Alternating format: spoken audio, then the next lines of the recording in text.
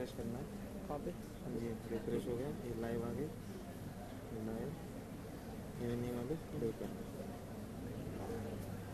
Live पे तो हाँ रुक जाओ, लग रहा है। बच्चे कहाँ से एंट्री कर रही है? ठीक है, मैं कराऊंगा आपको एंट्री का।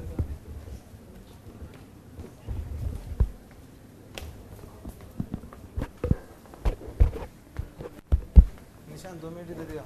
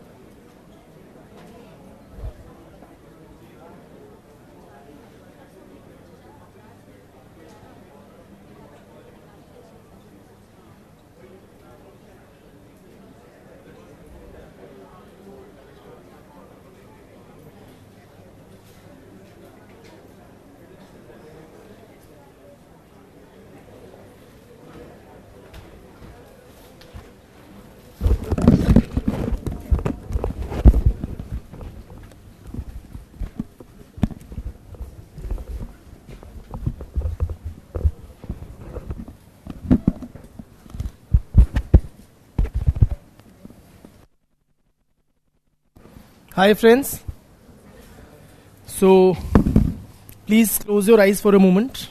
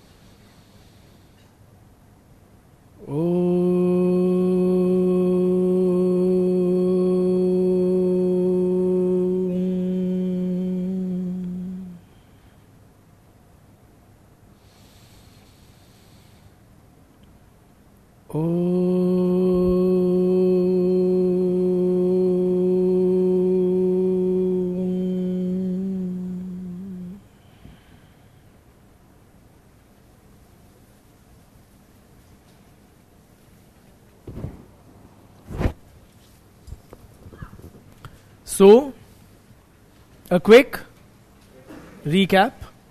What did we discuss in the last lecture? Brother in black t-shirt. Yes. Yes. What did we discuss in the last lecture, beta?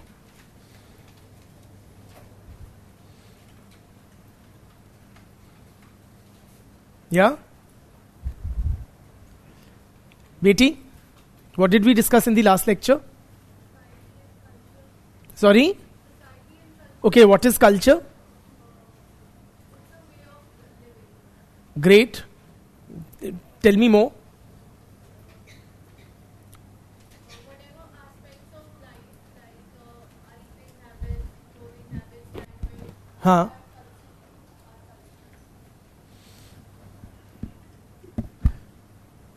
All those aspects of our lives, like eating habits, etc., where do we pick it up from? Yes, so that should be integral to your understanding of culture, na? Okay, that we pick up from the society or learn from the society. So the culture is, give me like some of its characteristics, if I may call them that. It is man-made. It is organic or dynamic. It is transmitted from one generation to the next. It's a living entity, dynamic, we discussed that. Or it is shared amongst the members of the society. Great. Then we discussed what? Then we began with discussing the emergence of sociology. So tell me about the emergence of sociology. so during 19th century, when Europe was going through modernization, because of French Revolution and Industrial Revolution, there was very sudden and dynamic changes which were going on in the society, which created chaos. Hmm. To understand those processes of modernization and what was the problem related with it, this discipline emerged. Very nicely and very briefly you have encapsulated about the emergence of sociology. Well done. ठीक है. So can you tell me, brother, about the changes due to the French Revolution? Yes? Not you. Yes, you. Sorry, but not you. Brother, in specs. Huh.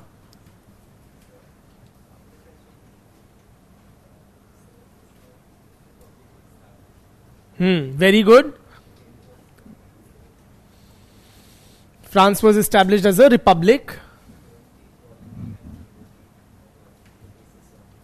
Okay, these were the new ideals which governed their socio-political lives: liberty, equality, and fraternity.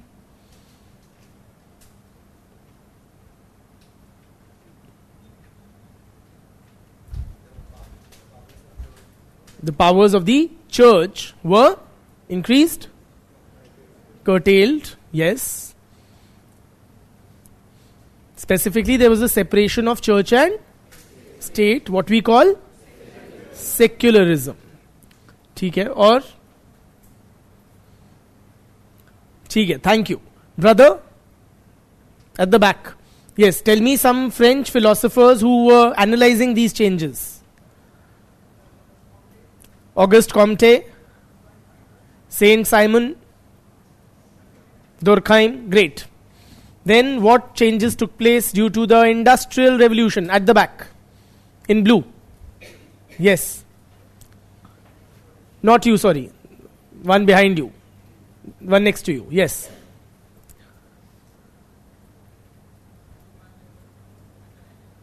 Okay, replacement of human labor in the process of production with machinery or mechanization of production. Sorry? Capitalism emerged. Great. Continue, Betty.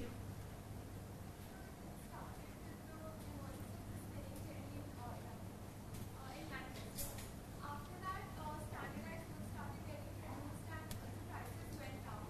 However, the repercussions were not that good because the divide between the rich and poor widened even more. Great. Became richer and the poor became even more poor. So, in order to overcome this, the workers started uniting as a union, and the repercussions were not that good. It started in one place and spread across Europe. ठीक है. Can you, were you able to hear her? So she talked about the rich-poor divide or class inequalities. She talked about increase in the quantum of production. Yeah. What else happened due to the Industrial Revolution? Betty? Yes? So, consumption culture. Consumption culture emerged. What else? So there was surplus of production. Surplus of production. Labor workforce went down because What do you mean workforce went down? because the machines were more used. They were more widely Unemployment. Yes, unemployment. Okay. kind of, ठीक है. was on the rise. What else, brother? There was standardization Standardization of products, family nuclearization, development of slums. Continue, please, brother.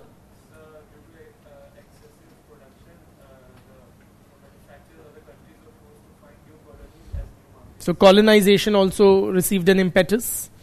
ठीक है, great. Name some scholars who were studying these changes in England. Socrates? Huh? नहीं नहीं नहीं. He was living in a very different place in a different era. अच्छा, बताया नहीं. ठीक है ठीक है. Karl Marx. ठीक है. Herbert Spencer. Marx was not English, but he was living in England. ठीक है, he was German, but Germany ने उनको बेदखल कर दिया था. फिर वो इंग्लैंड में अपना बसेरा कर रहे थे. ठीक. So this, sorry, Spencer. Ji, Herbert Spencer.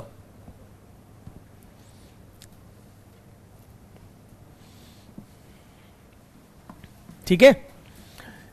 Yes. हाँ. So any doubts? I think this is what we had discussed.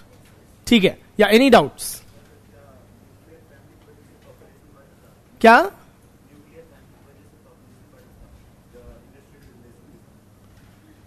क्या न्यूक्लियर फैमिली की वजह से पॉपुलेशन बढ़ा था? Not necessarily. The structure of the family changed.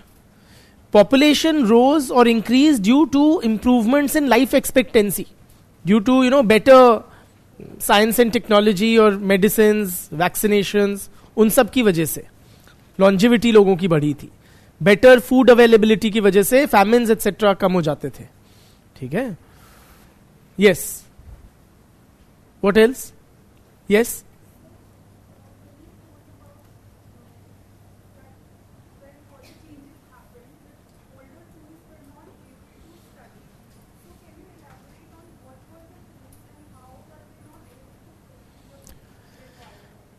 Okay, for those who couldn't have heard her, especially online students, her question is, we had mentioned earlier that when society changed due to these revolutions in Europe, the earlier branches of knowledge were unable to address those changes or explain them properly. So she is asking, what were those tools, earlier tools which were used, and why they fell short? Yeah. So the answer to that is, earlier branches of knowledge could be the older disciplines such as law, political science, ethics. Are you with me? Philosophy. These were other branches of knowledge which already existed before the birth of sociology. Why they were unable to? Because they were sectional in their approach. In other words, they didn't look at society as a whole. They focused on a segment of the society. Economists focusing on the economy, lawgivers focusing on the legal aspects, etc. So we required a discipline which would take somewhat of a bird's eye view or a more holistic view. Okay, and were able to appreciate the interconnections between the various social arrangements. Secondly, the approach before sociology was not very scientific, not much based on empirical evidence. So it was a lot of writings about society which did exist, various aspects of society. They were sectional, and secondly they were more in the nature of how things should be. For example, if you've read the Manusmriti, have you read that wonderful text?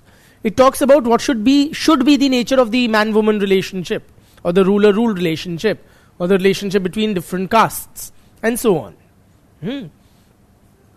Likewise, say if you read Plato, you will find he talks about this philosopher king, or perfect, who's the perfect ruler, how he should be, the nature of the perfect state, and so on. Yes.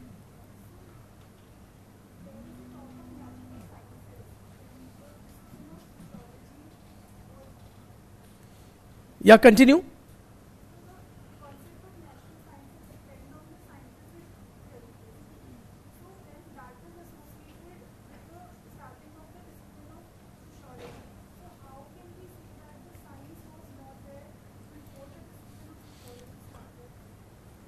let me rephrase that.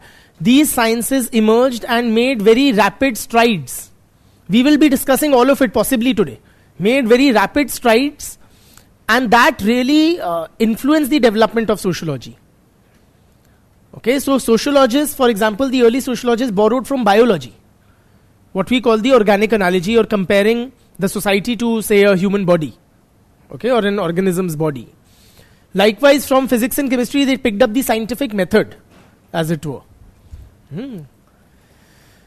Beti? Sorry? During the period of the... let me put it this way. These revolutions, for example, the French Revolution was premised upon these ideals of liberty, equality and fraternity. But gender equality was much slower to catch up. Okay? So, for instance, women received the right to vote or suffrage later than men belonging to different, So, earlier there were great restrictions on voting, who had the right to vote. Okay, so, for example, there would be property qualifications. Only those with a certain amount of property could vote in some olden times. Gradually, those were relaxed. Then voting rights were relaxed for, say, men of color. Okay, in a white-dominated society, only whites had. So later on, colored people or blacks, etc., got voting rights. So also women. Okay, we'll be discussing about this thing, the position of women, and even the impact of industrial revolution, etc., on them. Some feminist scholars have pointed out or suggested that the industrial revolution, what do you think? Did it empower women or did it disempower them? Why empower? Now they can work. That's the intuitive understanding. But there's this very famous work by a feminist scholar. She suggests that women got trapped in the mother housewife role in the aftermath of the industrial revolution. Earlier they were participating verily in the economic activities. But after industrial revolution, men started seeing them as a threat, due to limited job opportunities. So men developed this ideology of, housewife, or, this notion that a woman's place belongs in the home. Care. That's a slight digression, very frankly. So we'll come to it at a later time. Chale जीवन में आगे? Yeah? Any other thing? Let's take some online doubts.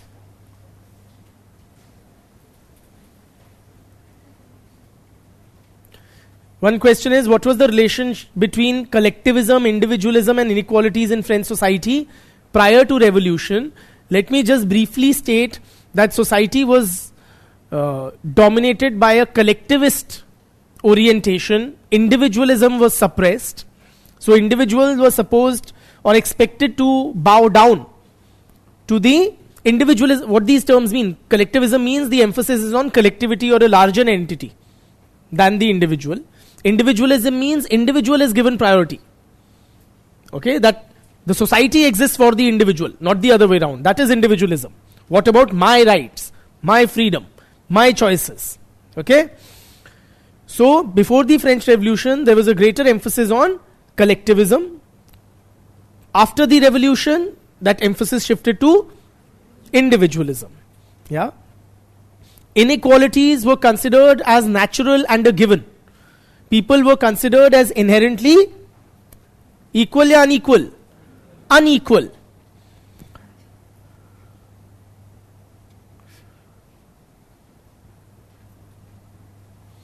What's the difference between a subject and a discipline? None. They're like synonymous terms. The scholars who were studying English society, Karl Marx, Herbert Spencer. How is communism related to industrial revolution? Communism is an ideology which talks about roughly equality amongst the members of the society. Karl Marx, in his study of English workers, was greatly inspired by their plight, right? And he popularized this concept of communism, or an egalitarian society, or a society of equals. We'll be discussing his ideology and his writings at length. This is just a brief this thing.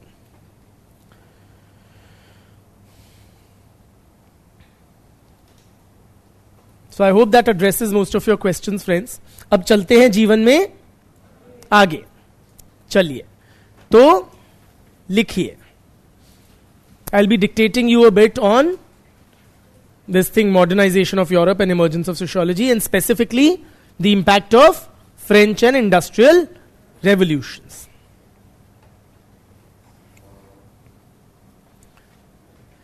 The discipline of sociology emerged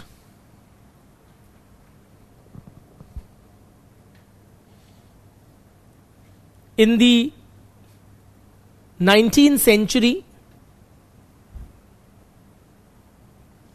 in Europe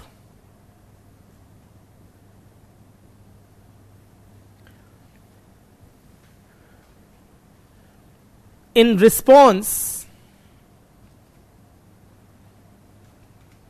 to the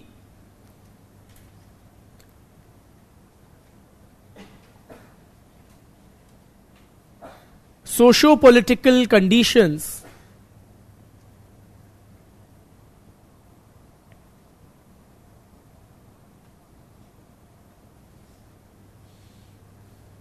that were then prevalent.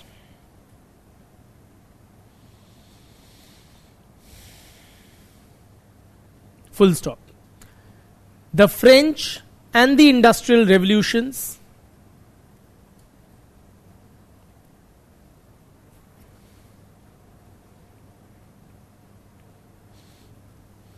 had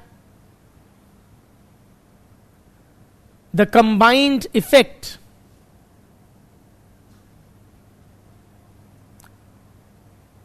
of giving birth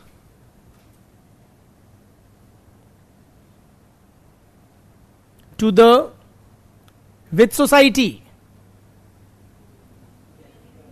Egalitarian. Modern society, not egalitarian for God's sake, yeah? है ना? Egalitarian means where everybody is equal. After the Industrial Revolution, there were clear class distinctions. In fact, we talked about very stark inequalities. Right? So it was not an egalitarian society. Gave birth to the modern society. Full stop. Next para. The French Revolution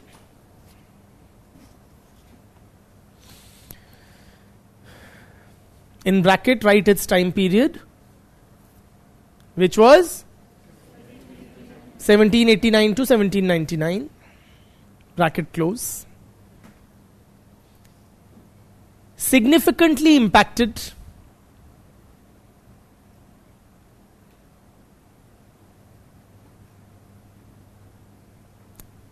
the nature of the state.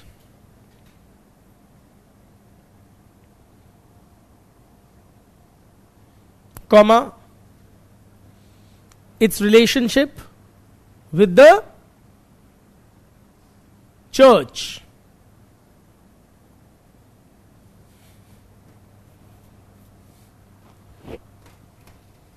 And spawned the ideals of liberty, equality and fraternity. Spawned matlab, it's an English word, not a sociological term. It means to give birth to or to result in. Okay. The ideals of liberty, equality and fraternity.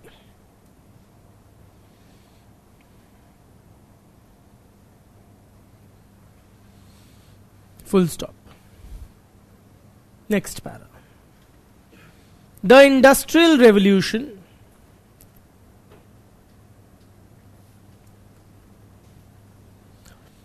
gave rise to the industrial capitalist economy.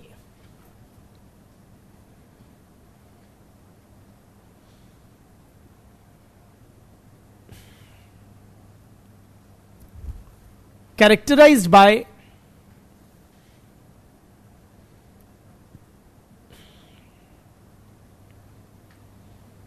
increase in productivity, comma,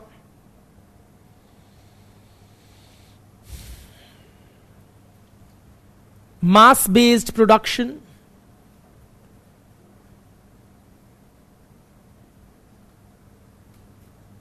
comma, skill specialization,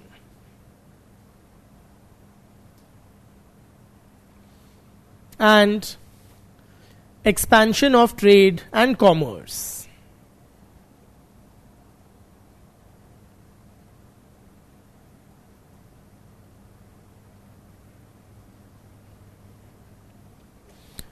Full stop. It also led to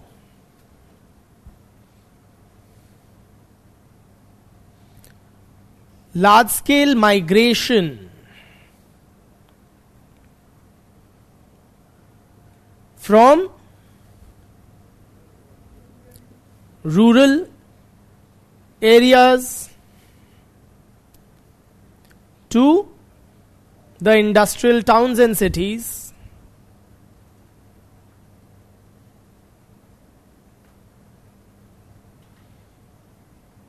comma, growth of slums,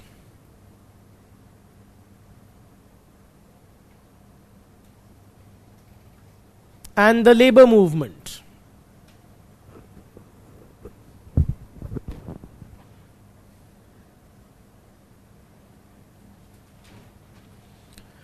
Full stop. The Industrial Revolution also resulted in the nuclearization of the family. Nuclearization of the family.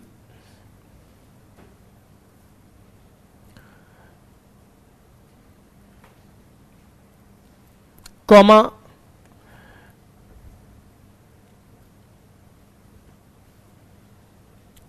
a sense of loneliness and social isolation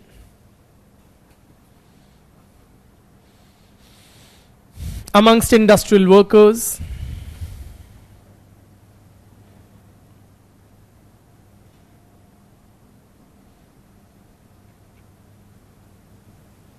and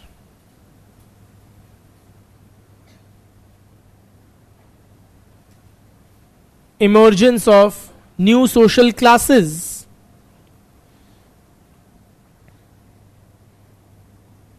such as the capitalist class, the capitalists, and industrial workers.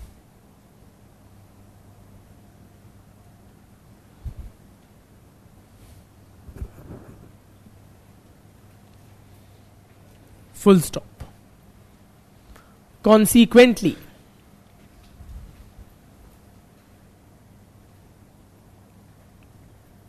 comma,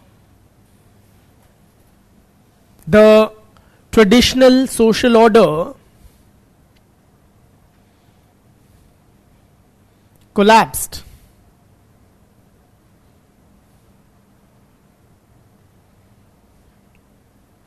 and made way for the rise of a new one.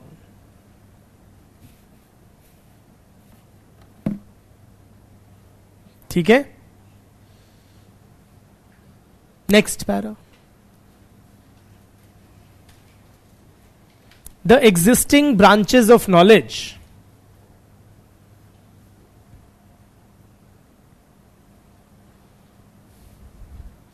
seemed inadequate I repeat, the existing branches of knowledge appeared inadequate and ill-equipped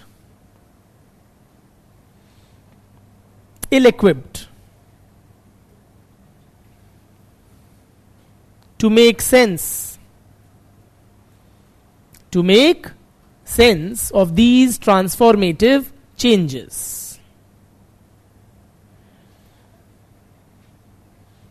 Full stop. Old patterns of living,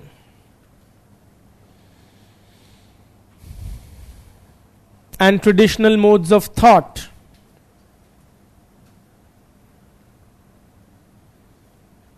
now seemed outdated. Full stop.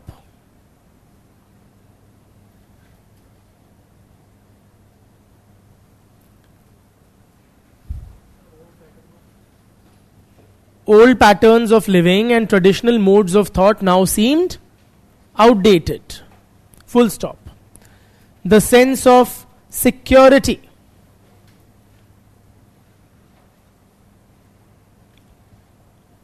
and continuity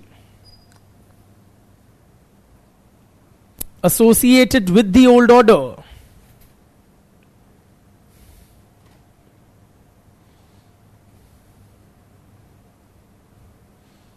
was now replaced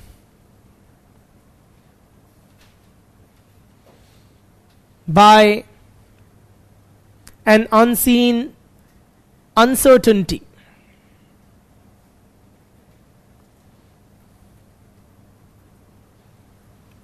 Full stop.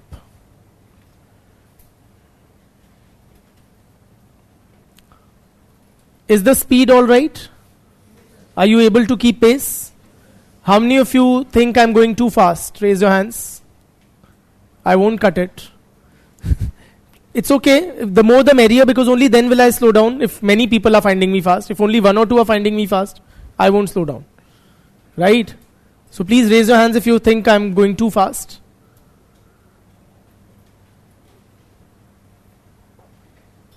One, two, three, 4. I think that's a repetition. 4. Write faster, guys. क्या करूँ मैं? That's so less. Otherwise, we all get slowed down. So, write faster. And what you can also do is, if you miss out on something, leave blank space there and move on. Otherwise, you tend to remain like piche and trying to catch up. Okay? And you fill that up later on. And are you able to make sense? Because there's nothing new in whatever we've written. We've already discussed this. Right? Next para. How many of you have got tired of writing? Raise your hands, it's okay. None? Very good. Write much more then. Till you get tired. Okay. New social problems arose. New social problems arose. Dash. The industrial towns and cities were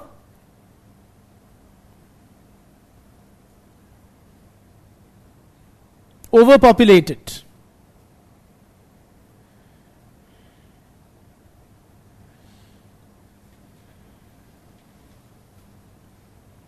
And urban resources were under immense strain.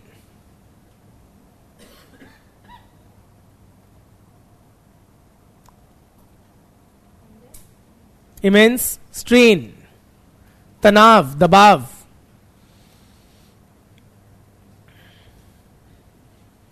I'm sure you can appreciate that when a city has too many people to cater to, all of its infrastructure, etc., would seem somewhat excessively burdened and unable to cater. Do you know of any city where such conditions exist? Delhi, yeah, also Mumbai. Let's take the example of where we sitting, Delhi. Which of our urban resources are like under a lot of strain in Delhi? किस चीज की कमी है? Yeah, area. So land you're saying is expensive, huh? Rents you're paying very high. What else? Water, पानी की भी किल्लत है. We are literally flooded now, yeah. Huh? See. Huh? Potable water is a problem. Or clean air is a problem. Or sanitation. You like, sir, आप एक पूछो हम 1000 बताएंगे, है ना? You name a thing and it will be under strain. Yeah? What? हमें भी बता दो, आपस में बात कर रहे हो. क्या? हाँ. Transport, absolutely.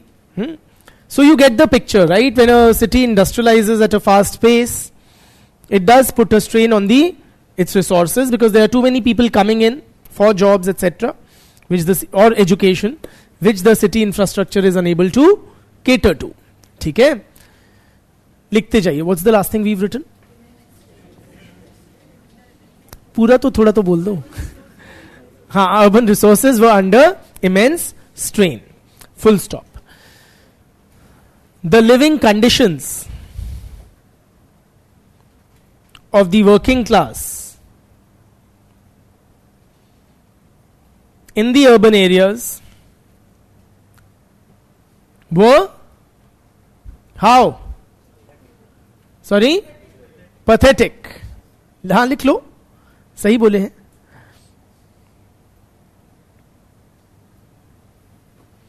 Full stop. Rampant industrial conflict. Rampant industrial conflict. What do you understand by industrial conflict? So the tiff, the clash between the management and the workers in a factory. Right? That is what is industrial conflict. On what issues does this conflict typically arise? So workers would want higher wages, better work conditions, insurance, fewer or regulated work hours, right? Compensation for industrial accidents, etc. Or if any worker is chucked out unceremoniously, right? All of that. Full stop डाल के हमने लिखा है rampant industrial conflict, right? Comma. New diseases due to pollution and poor sanitation.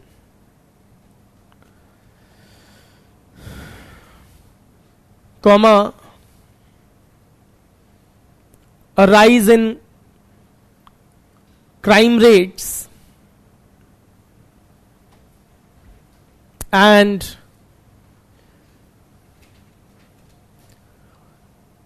glaring inequalities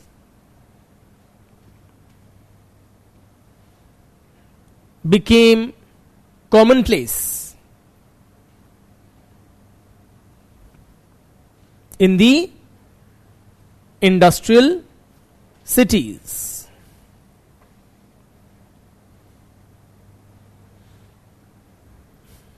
Why should this urbanization result in an increase in crime rates?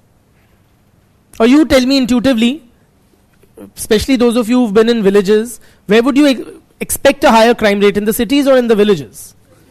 Cities. Why? Brother?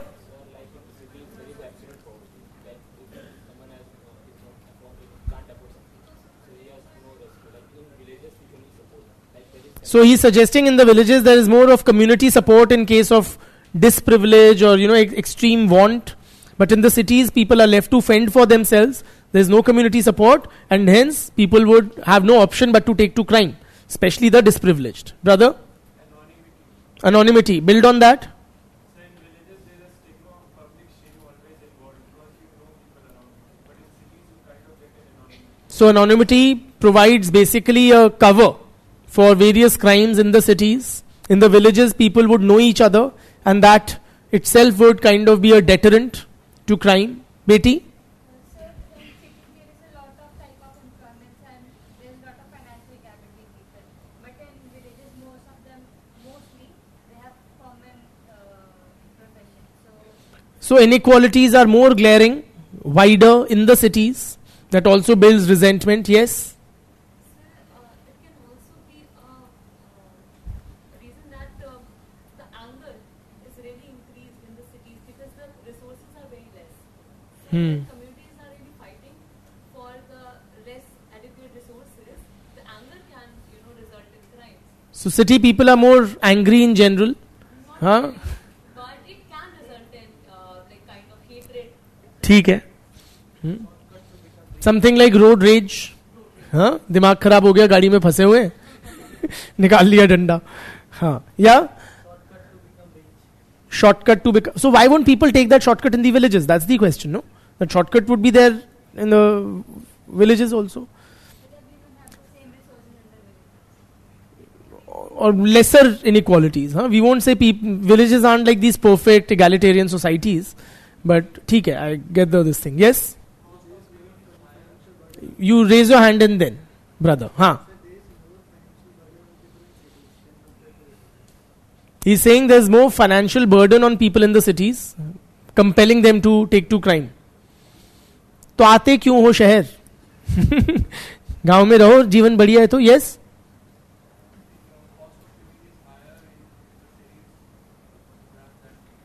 Higher cost of living in the cities. Huh? That's what he's also suggesting.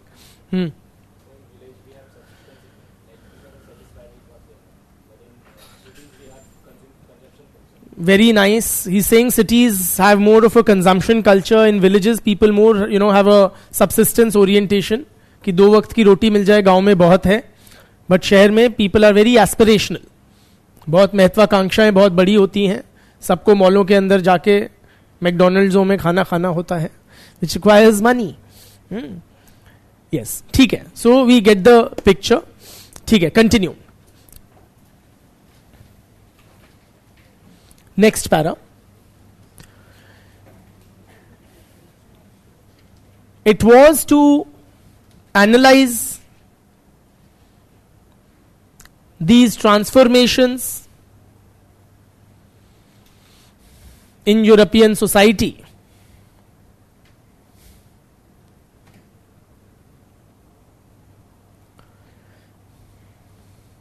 and address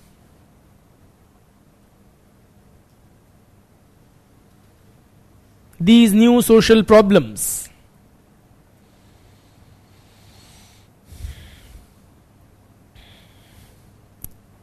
That the discipline of sociology emerged.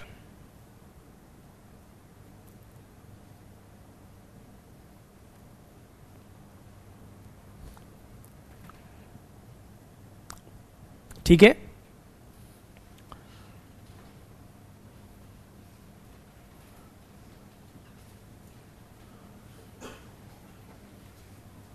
Full stop.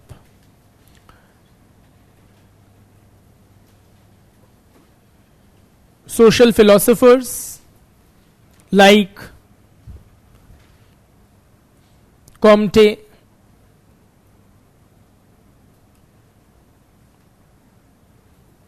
Saint Simon, and Durkheim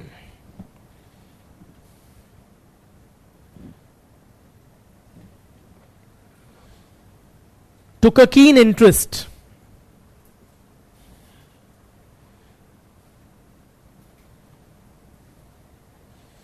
in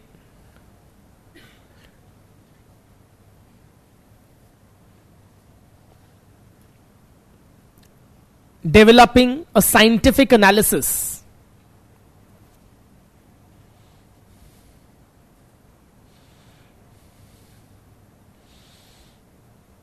of the turmoil and chaos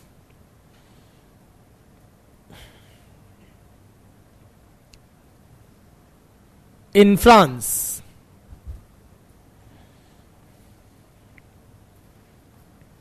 Full stop.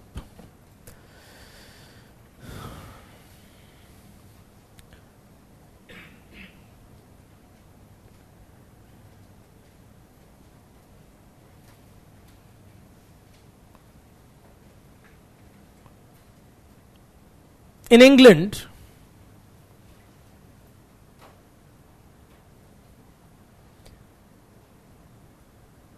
scholars like Spencer,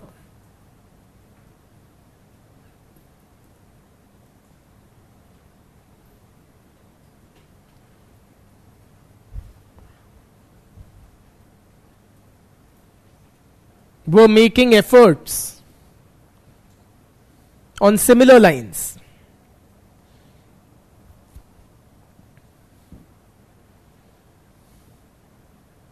Full stop. Marx, MARX, not KS, Marx and who? Sorry? Not Spencer. Marx ka jigri. Engels. Yes. Marx and Engels.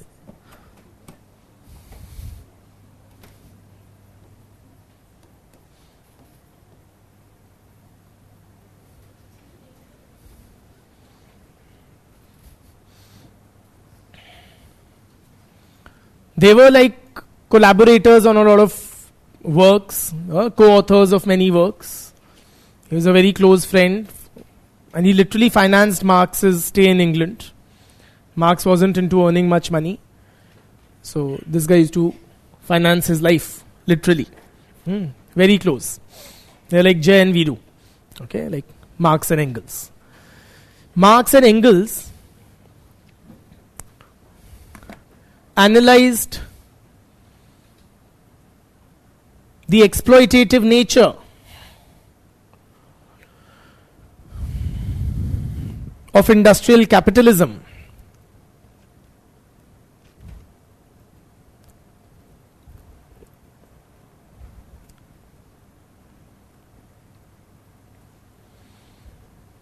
and traced its historical development.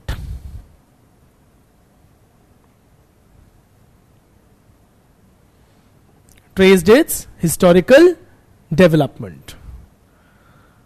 Full stop. In short, nearly all of the early social thinkers, लिख लो ना, nearly all of the early social thinkers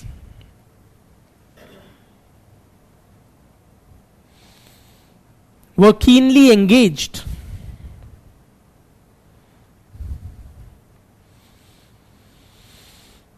in understanding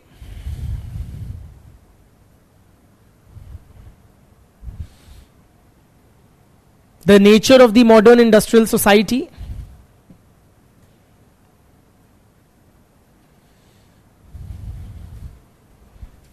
and finding solutions to the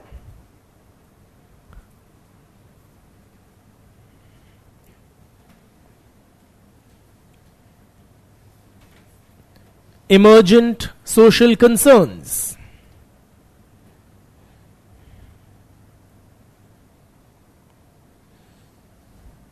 ठीक है? This is how we write.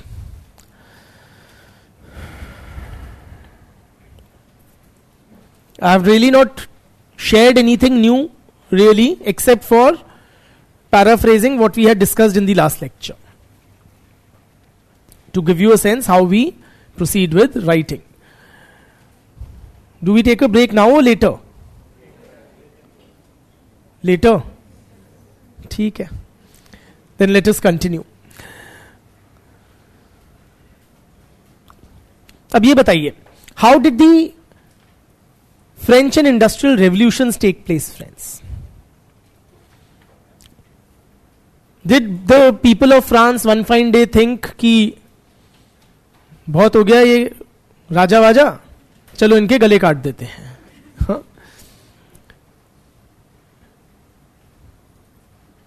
And how did the industrial revolution take place? Did the inventor of the spinning jenny think one fine day, बेबात लोग इतना अपना, they expend so much energy. Let me develop this machinery. This term revolution, when we use it, it has this sense of urgency or, here and now. कि बस तत्काल हो गया. Yes or no? Which is somewhat misleading. In the sense, revolutions may be short-lived, but they don't happen in a jiffy. Please appreciate, revolutions literally overthrow the existing social order and create a new kind of a system in its place. Any existing socio-political order has a lot of legitimacy of its own. Are you with me? It has wide acceptance in the society. People take it for a given. Monarchy was a long running political system. Yes or no? He was Louis the 16th. Can you imagine?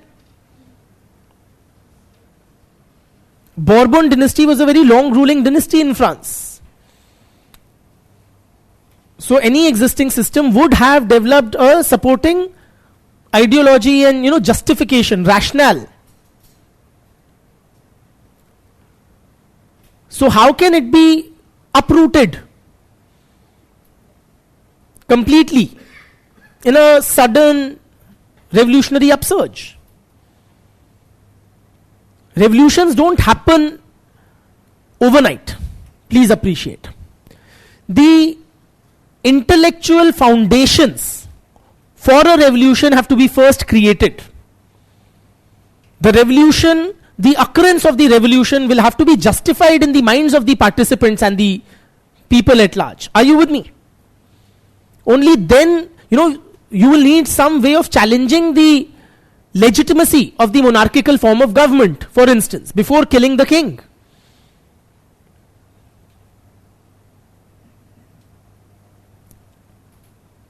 We also have had rulers in our country. Raja hote the. Yes or no? How is monarchical rule justified? In many parts of the world, monarchy would be justified, say, as divine rule.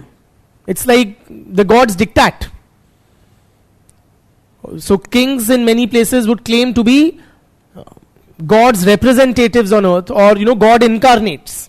कि साक्षात भगवान ही है. वो नहीं था 300 movie में वो एक जो बंदा आता था बड़ा ही ऑड सा, या Xerxes शायद, something like that. So Egyptian pharaohs also would claim that, either that they, likewise in India they would say we are Suryavanshi or Chandravanshi or Agnivanshi. We have some sort of a divine origin or legitimacy. And we've been ruling for so many years for the public good, and so on and so forth. Just like today, friends, you can appreciate which political system has the greatest legitimacy or is considered, as obviously the best. धन्यवाद भैया. आज के जमाने में किस political system का बोलबाला है? Democracy.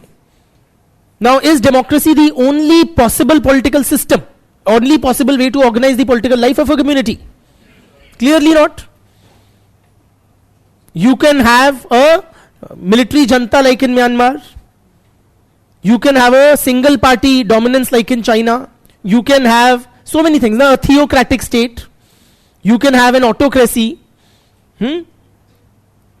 So many variations are there. Options are there.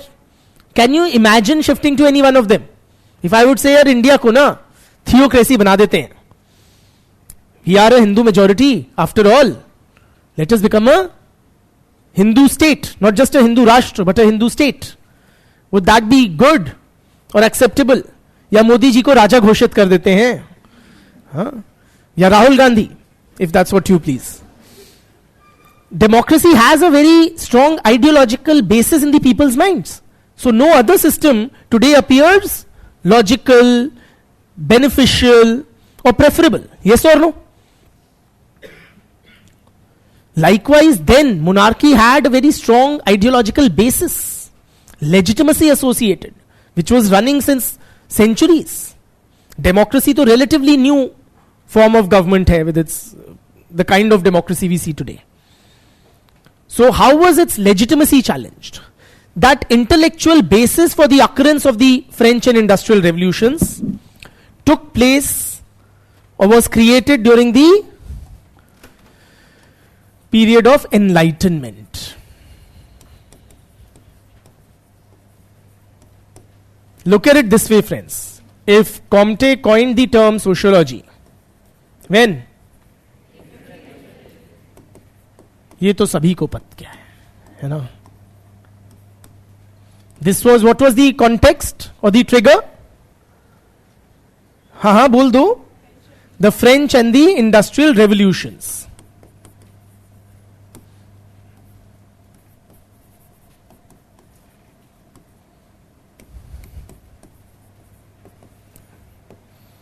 Then the basis for the intellectual, ideological basis for the occurrence of the French and industrial revolutions was laid down by what is called the Age of Reason or the Enlightenment period in European history.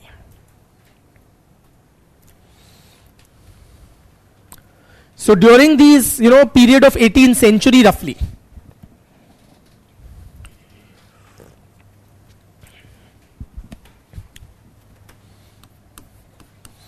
during the 17th and 18th centuries, several new philosophies were outlined which challenged the legitimacy of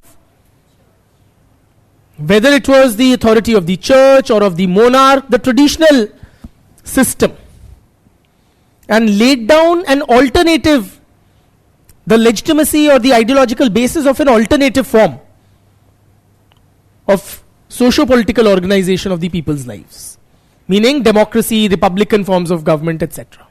That is why the French Revolution became possible. Are you with me? We'll discuss about this in detail. I'm just giving you a peek. So some philosophers came up with some theories or explanations about the political system which challenged the assumption that monarchy is beneficial, that monarchy is natural and the obvious way of organizing the political life of the community. Are you with me? And they provided an alternative, which was democratic and republican form of government. The writings of Enlightenment era philosophers also paved or created the intellectual foundation for the Industrial Revolution, or simply the emergence of industrial capitalism. Okay? What were those writings? We'll discuss as we proceed. In other words, friends, during this period, some philosophers were literally writing things against the king. How dare they? How dare they question the authority of the church or the monarch?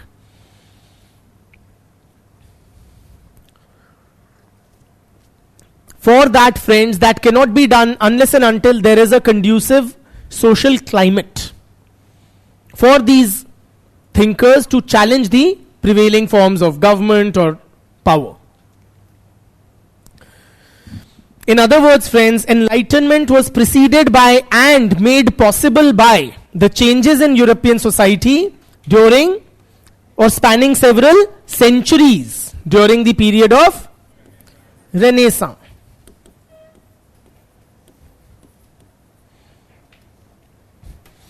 Renaissance was a centuries-long period of social and cultural change in Europe.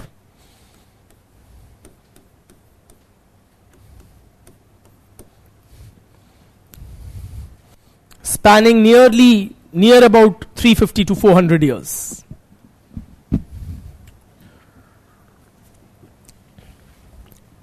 Revolutions, when you use the term revolutions, लगता है just हो गया. लोग उठ खड़े हुए और काट दिया. ऐसे ही नहीं काट देते. Are you with me? The society literally is prepared over a centuries long period in terms of people's thinking, so as to make the revolutions centuries later possible.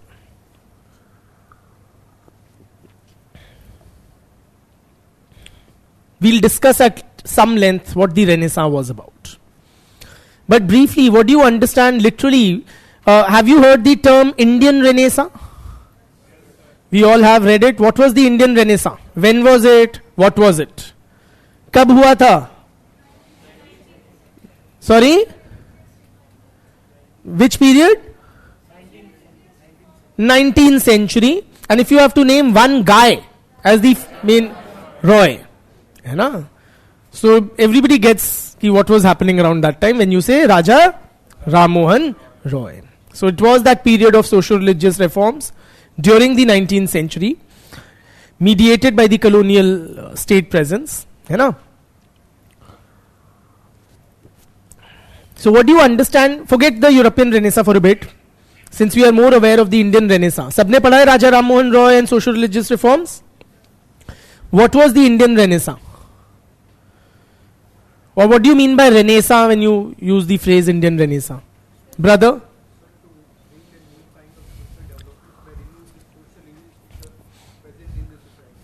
You're discussing what happened. I'm asking you for the literal meaning of the term Renaissance. It literally means rebirth. The term Renaissance literally means rebirth.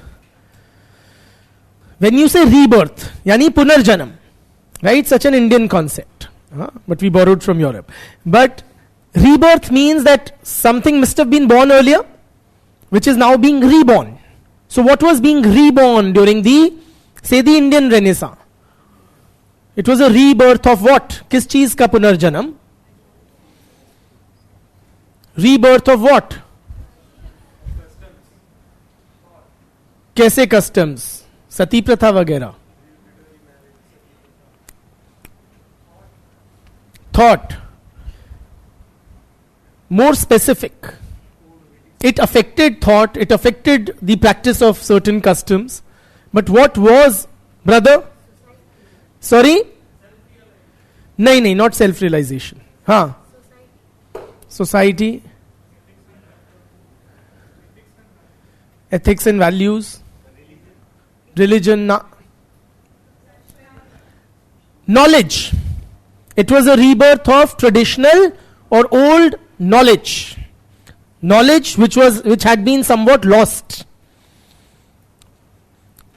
Okay, now was being revisited.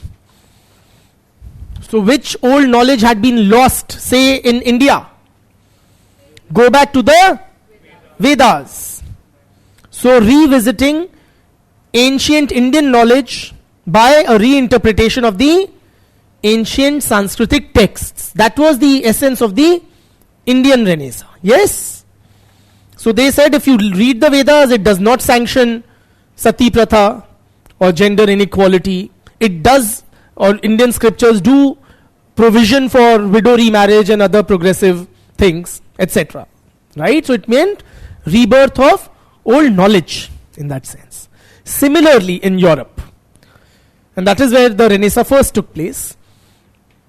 Renaissance was a rebirth of knowledge of old Europe, found in ancient European texts, written in ancient languages. Like in India it was Sanskritic texts. Similarly in Europe it was texts written in old Latin or Greek, okay, which were revisited. Are you with me? And revisited, and then there was a kind of a flowering of sorts in different aspects of culture. You know, major strides Europe made in literature, art, architecture, sciences, religion, various aspects. Are you with me? The period preceding the Renaissance in European history, don't draw like this in your answer sheet, it's just because of lack of space in your notes, draw a straight line, okay, is known as the Dark Ages. Why were they dark? Dark Ages were termed such because they were considered a period of ignorance, cultural decline, stagnancy, right? एक तरह का European society का पतन हुआ था.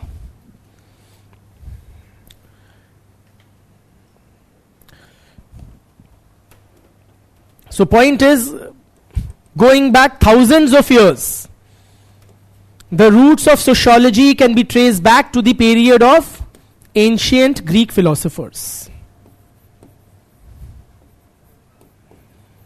writing more than 2000 years back.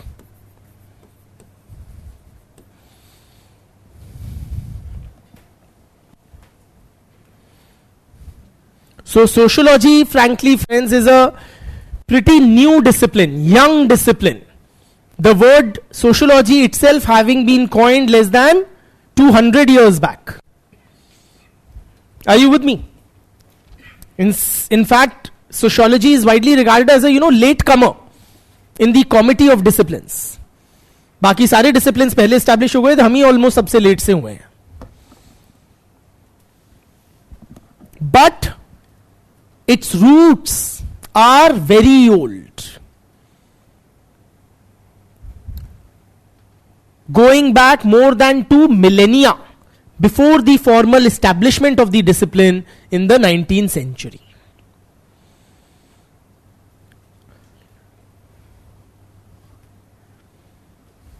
So we will be discussing how sociology was impacted by these various phases of European history. The immediate trigger or context was provided by the French and industrial revolutions and the changes they brought about.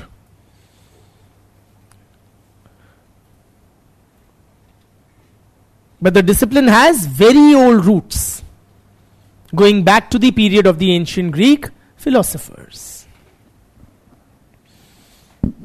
ये timeline बना लीजिए. Should I move?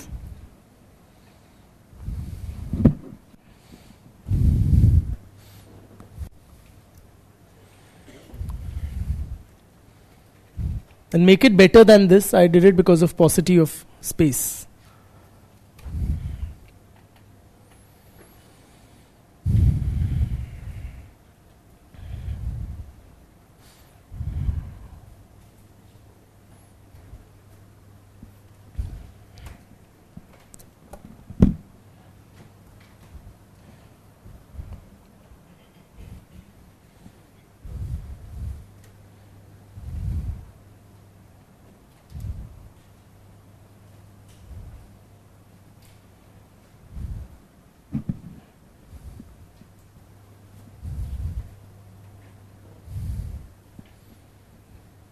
Shall we proceed? Done? Should I erase it?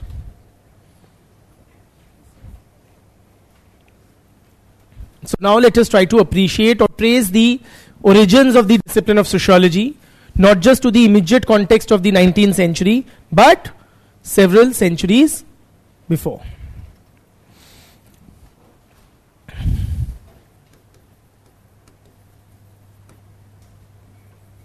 You don't get a question from the ancient period, just to be sure. But since we are at it, we might as well touch upon. Okay?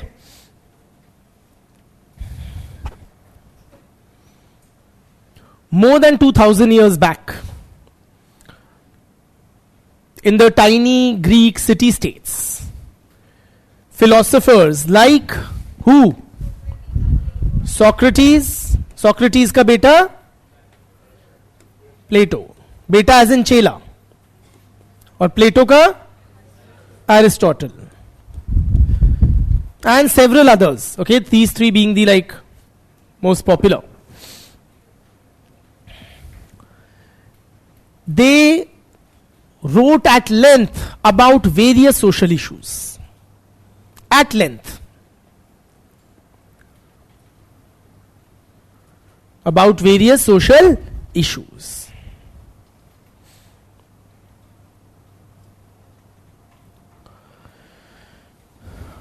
Plato, for instance, friends, he wrote extensively. He was a very,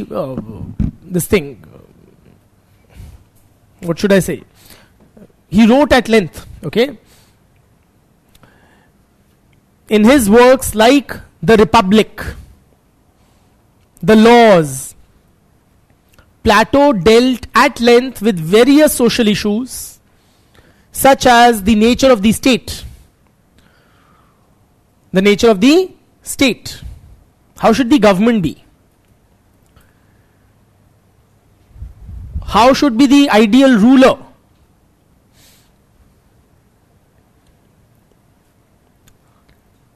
What is the role of the education system in society?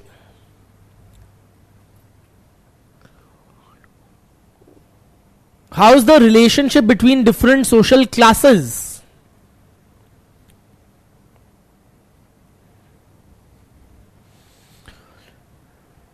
Aristotle also wrote extensively about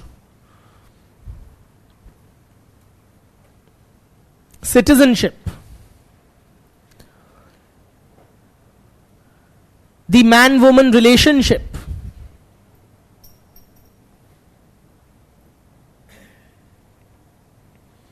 several such issues were taken up by these ancient philosophers. What's that? Is that of any relevance to sociology or not? Why? Please appreciate many of the issues that these guys were writing about more than 2000 years back. Modern sociology is grappling with even today. Contemporary sociologists dedicate their careers to exploring the very same themes which the ancient Greek philosophers were exploring more than 2 millennia back.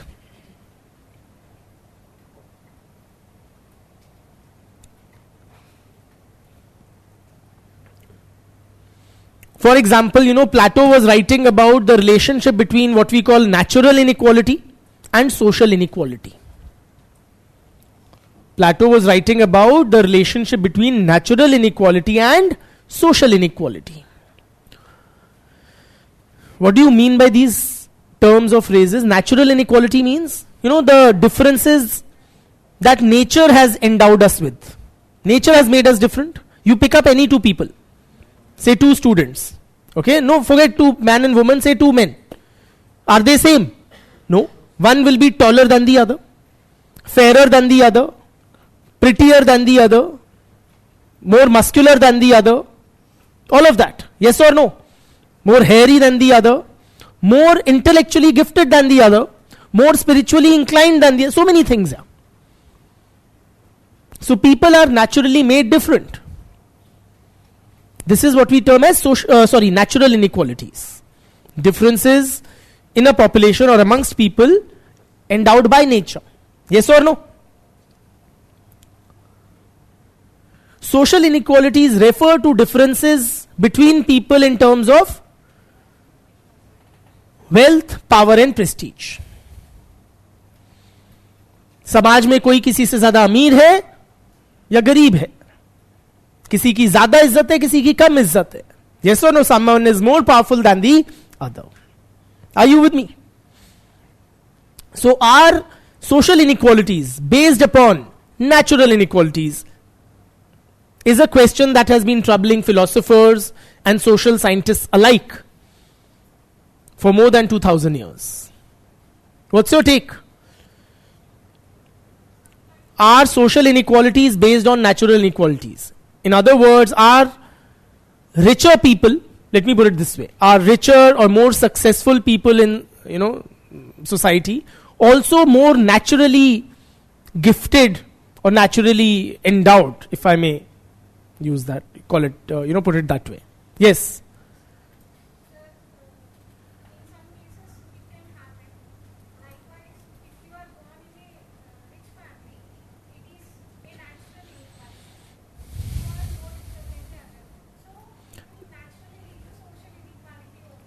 No. Differences in wealth would classify as social inequality. But the point you're making is that I am richer than another guy simply because of the accident of my birth. I may not be more intelligent, more powerful, more gifted, whatever, than him. Yes or no?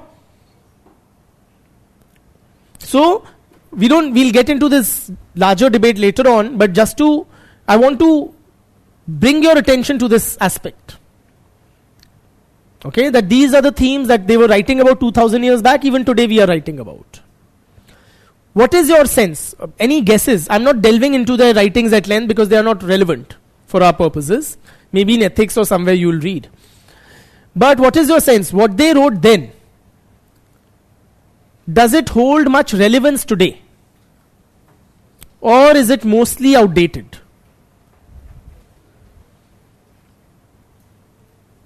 A lot of it would today appear very, very out of sync with modern thinking. I'll put it this way.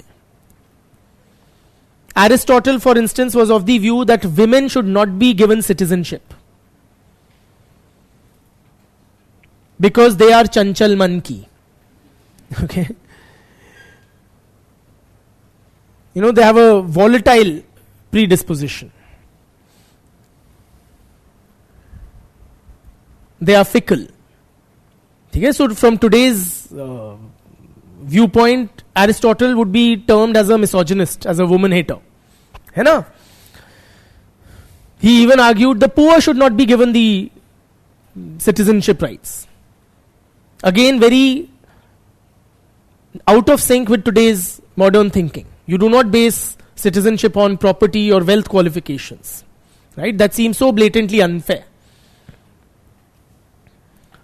So many of their writings appear outdated, but nevertheless, those were the earliest stirrings or earliest writings on many of the same social issues that modern sociology grapples with. ठीक? तो ये लिख लो बस अपने शब्दों में.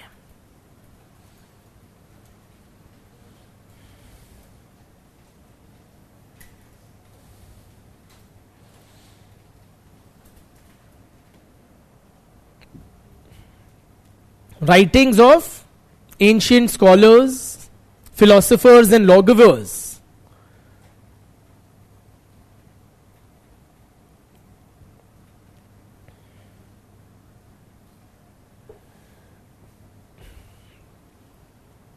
in the East and in the West were extensive. I know you guys are thinking, bola ki apne shabdon mein, and then you started dictating. That is how life is. Were extensive, covering a wide range of social issues, ranging from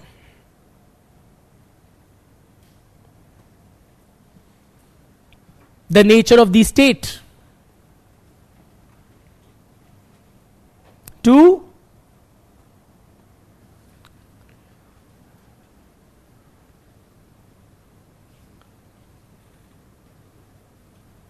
the system of inequality,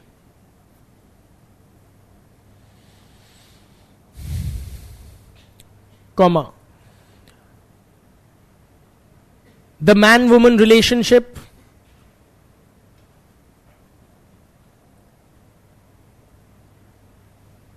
and family life, to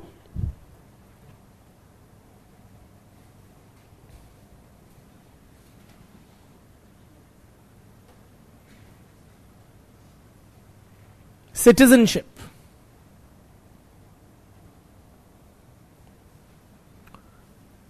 The role of education, to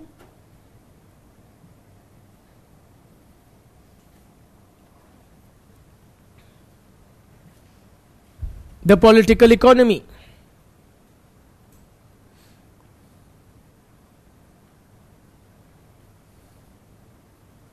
Full stop. Modern sociology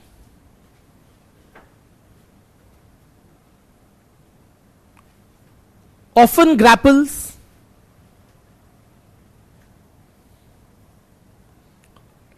with some of the very same questions,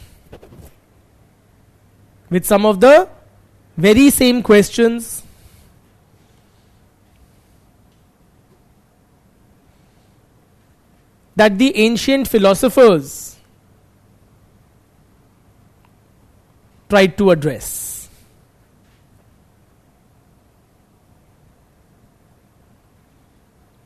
that the ancient philosophers tried to address. ठीक, तो difference क्या है? अगर हम भी वही छानबीन कर रहे हैं जो वो 2000 साल पहले कर रहे थे, is there any qualitative difference or is it just rehashing, old wine in a new bottle kind of a thing? कोई अंतर है भी या नहीं सोशियोलॉजी और एंशिएंट फिलॉसफी में? क्या है? That is fine, but what is the change in the nature of the approach to analysing society? Sorry, one very important or key difference was the methodology which was applied. Absolutely right. The early writings were more in the nature of, and hence the name philosophy. They were more interested in kind of chalking out a vision of a ideal or a perfect society, which was not so much the case with sociology, modern sociology. And very importantly, as she rightly pointed out, it was the scientific method which was a key differentiator in the approach of modern sociologists towards the same social issues compared to the early or ancient philosophers. ठीक?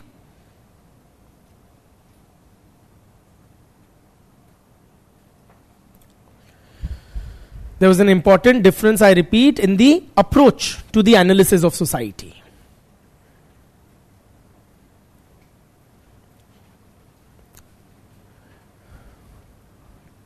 Modern sociologists, including founding fathers, emphasized upon the scientific method.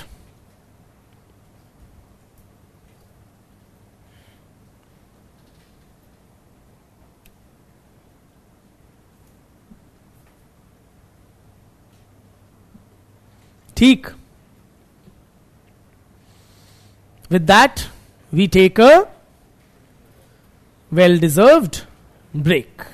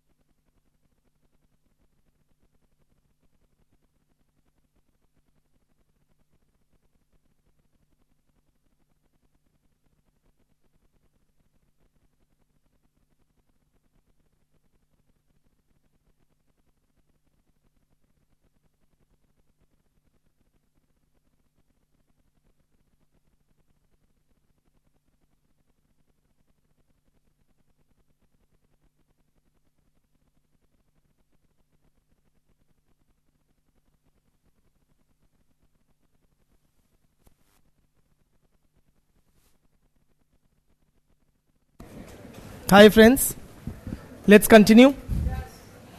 So where were we?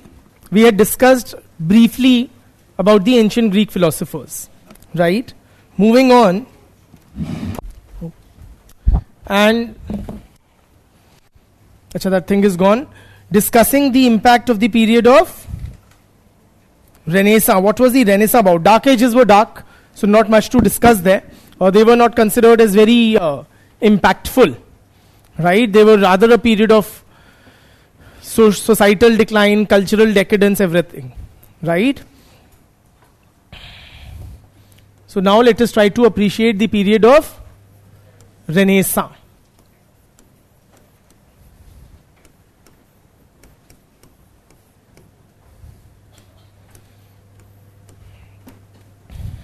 What was Renaissance about? Any idea about European Renaissance? Anybody read any bit of world history, European history? What was the Renaissance about? Yeah, but more than that. All of this, modernity was the cumulative result of the cumulative effect of the Renaissance and the age of reason, enlightenment, the French and Industrial Revolution. Specifically, what was the Renaissance about? Religious knowledge was challenged. Domination of church increased or decreased or what? Decreased, okay. Sorry? Rationalism.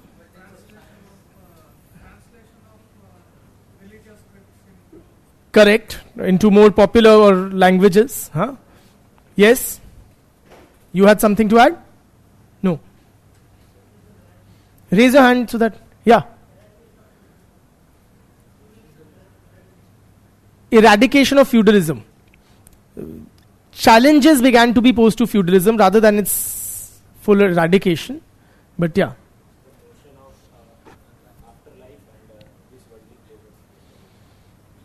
Okay, so notion of afterlife was challenged.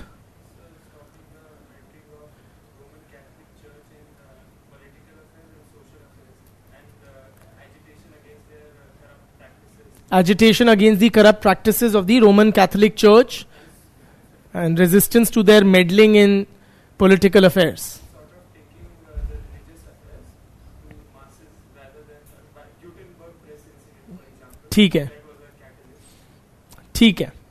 So a greater say of the laity or the lay persons, common persons in religious matters than it being, remaining in the shikanja of the religious figureheads. So Voyages and explorations, such as the Dutch East India Company was formed during this time, hmm, and even the British later on during the 1600. So people really wanted to explore more, and they also the trade increased a lot.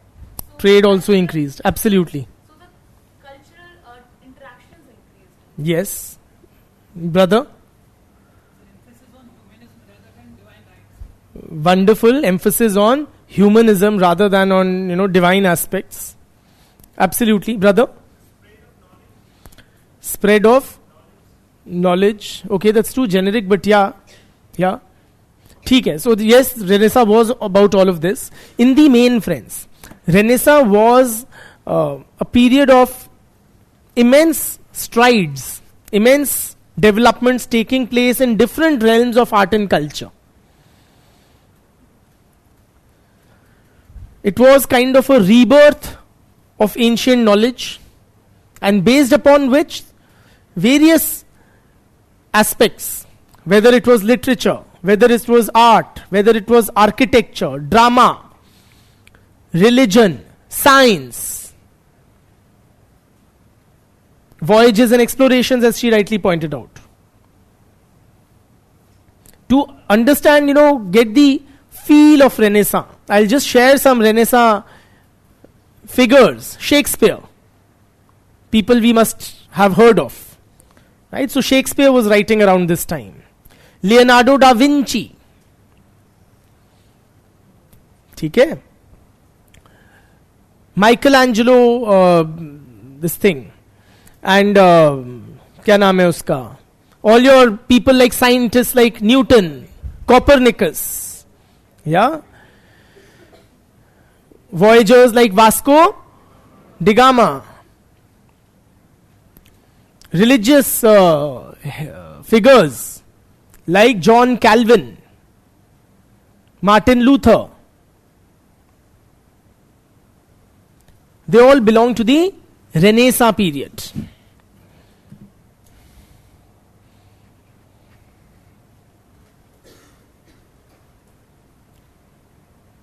Now these guys belong to very disparate fields, different fields. ना कोई science में, कोई religion में, कोई drama लिख रहा है, कोई स्टैचूज बना रहा है.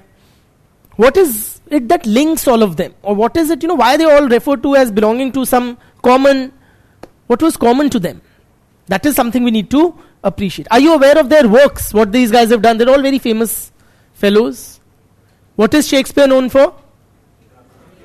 कौन सा ड्रामा? Romeo and Juliet. और सॉरी, हाँ, हैमलेट नहीं सुना हमने, रोमियो एंड जूलियट हमें पता है, ठीक है, बट यस ऑल्सो हैमलेट, हाँ, मर्चेंट ऑफ वेनिस, हाँ. और ये तुम्हारा जो लियोनार्डो डा विंची है, who is different from the Titanic वाला लियोनार्डो डी कैप्रियो, मोनालिसा है ना, we all seen that Mona Lisa. और वास्को डी गामा क्यों जानते हो? हाँ, sea routes and voyages. Columbus कहां के लिए निकले, कहीं पहुंच गए, बट कहीं ना कहीं पहुंच गए, ठीक है. So they found new routes, connecting Europe to different new places, और places which were new for them, ठीक है. These guys, I mention some religious figures like Martin Luther, John Calvin. Have you heard of them? हाँ, the Martin Luther you have heard of is a different one actually. This one only? हाँ, so Protestant, absolutely, Reformation. Right? There are two Martin Luthers. One is Martin Luther King Jr., who was a 20th century black civil rights activist in the US. Not him. This is a Renaissance figure, Martin Luther के नाम से, who was one of the key figures in the Protestant Reformation, which was basically a challenge to, as one of you was pointing out, to the authority of the Catholic Church. It was a reform movement. Okay, like we had our Arya Samaj, Brahmo Samaj kind of a thing, where they challenged the, Brahminical superiority and the Brahminical interpretation of the scriptures, something similar. Okay, crude analogy, but something similar. Protestant reformers like Martin Luther and John Calvin, they challenged the interpretation of the Christian Bible by the Catholic Church. Okay. Like our reformers were arguing that, Hinduism has become very ritual laden and unnecessarily in the control of the priestly class. Somewhat similarly, these guys were arguing that Christianity has become excessively, and the church was a very corrupt. They were literally selling, the Catholic Church was literally selling what was called indulgences. Simply, church को पैसा दो और मुक्ति पाओ, like that. So they were like, this is too much, right? And these Protestant reformers, they argued against the unnecessary hierarchy of church officials that created a distance between man and God. These guys argued, if we all are equally the children of God, so why should I, one child of God, require the mediation of another child of God, the priest or the Pope? Are you with me? So they argued for the common people forming a direct relation with the Creator. It was not so much challenging religion, but more of challenging the religious authority of the Catholic Church and their interpretation of the Bible. Are you with me? Taking religion closer to the people.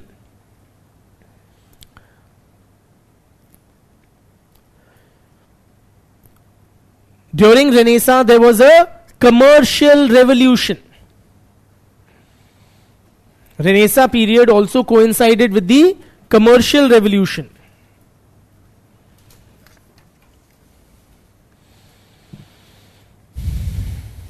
Commercial revolution in the sense, friends, the company form of organization. began during this period.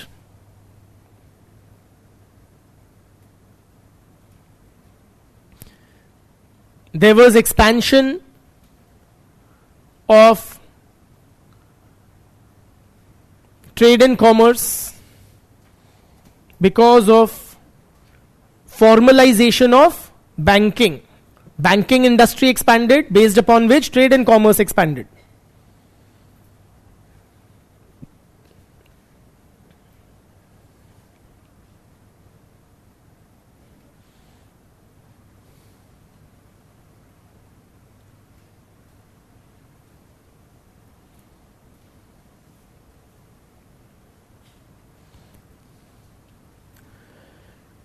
With the expansion of banking, trade and commerce, there was also the emergence of a middle class.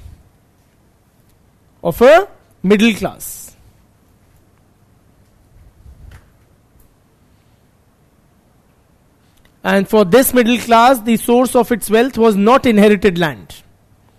It was trade and commerce. And this middle class, as it gains strength, it will be this middle class which will give leadership to the French Revolution centuries later. Are you with me?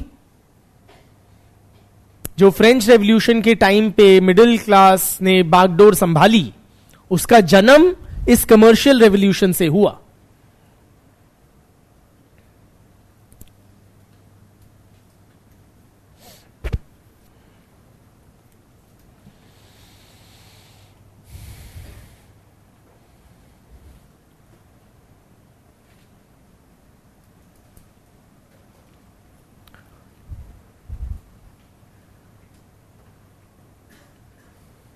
The Renaissance also coincided with the scientific revolution.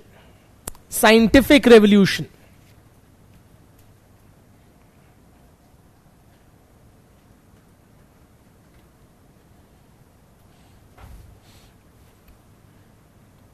Basically, scientific knowledge now became a new source of valid knowledge, you know. Earlier also knowledge has always existed in some form or the other in every society. What was earlier the source of knowledge? Scriptures.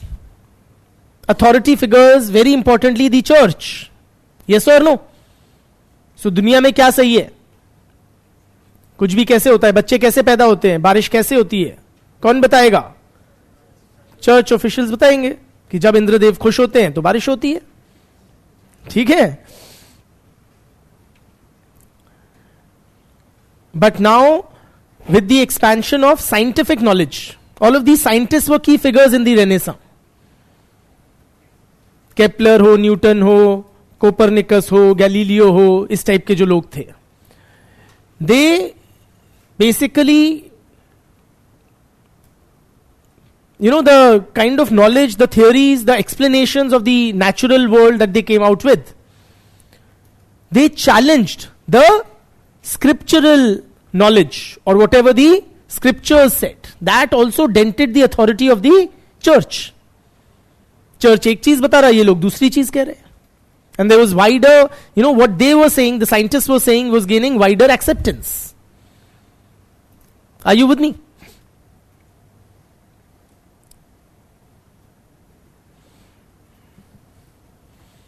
What do we know Newton for? Huh? Force is directly proportional to acceleration. Mass into acceleration. For every action there is an equal and opposite reaction. जिसको भी गुस्सा आता है उसको यही पता होता है. And what do we know Copernicus for? Basically for asserting the heliocentric theory, that sun is the center and earth is one of the planets revolving around it. Earlier, or the church view was geocentric, that earth is at the center and everything revolves around us. Okay? So a lot of what these guys said was clashing with what the church or the scriptures would say. But which was the biggest scientific contribution of the Renaissance period? Sorry? Printing press. The scientific method, absolutely. It was not this scientific discovery or that. Na Newton ke 3 laws ya printing press. It was the discovery of the scientific method itself. Please appreciate. The scientific method was discovered during this time as a new basis of valid knowledge.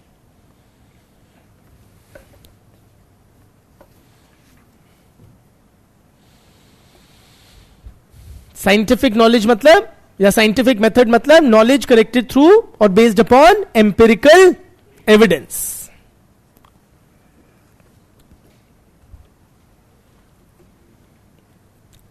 ठीक है?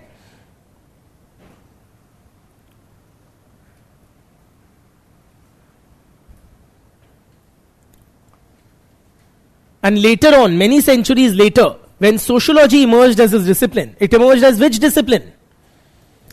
Scientific discipline. It is this methodology that sociology or the early sociologists adopted to study society. हमारा method कब पैदा हुआ? Renaissance में पैदा हुआ. ठीक? Renaissance was characterized by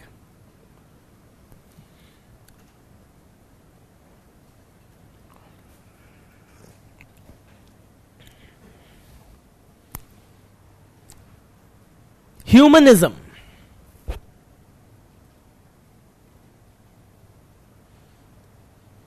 Humanism. Humanism मतलब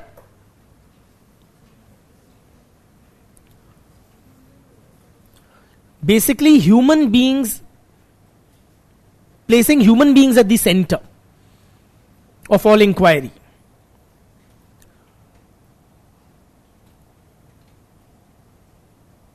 Whether it was art and architecture, drama, science, human beings now became the focus of attention. Please appreciate, earlier also you have had dramas and plays and music and everything. But what was the central theme? It was divinity, God, angels. Are you with me? So गीत संगीत पहले भी होते थे, पर क्या होते थे? भगवान कृष्ण की लीला पे होते थे, राम जी की ग्लोरी पे होते थे. To draw an Indian analogy, okay, not in Europe, Krishna ji and Ram ji, but to draw an Indian analogy. But now, songs, drama, etc., they were on, human beings were at the center. Ab Shakespeare ke plays, if you are even fleetingly aware, किस बारे में है? Juliet, क्या नाम है उसका? Romeo and Juliet. I was confusing it with Julius Caesar. हाँ, किस बारे में है? किसके बीच में? भगवान से प्यार, भगवान की भक्ति नहीं, इंसानों के बीच में प्यार.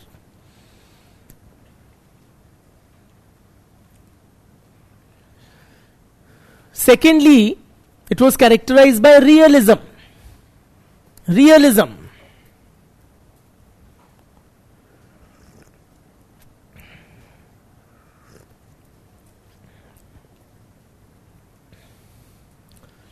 Realism matlab as opposed to idealism. Idealism means portraying things in a ideal fashion, how things should be perfect. Realism means portraying things as they are. Are you with me?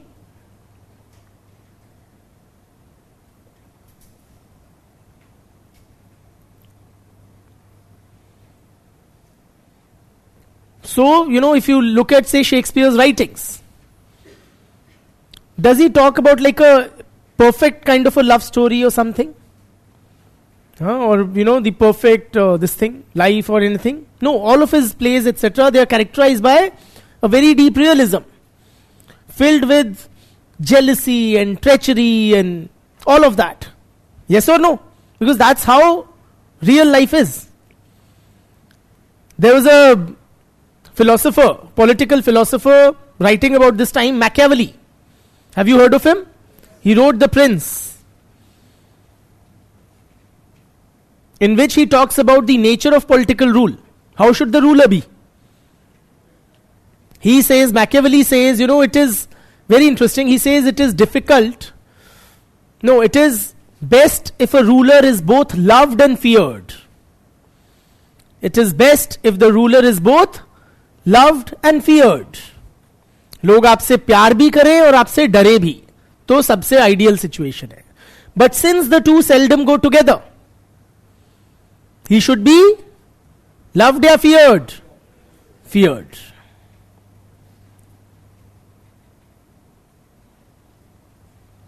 He was not talking about some ideal situation. Are you with me? But how things really actually are.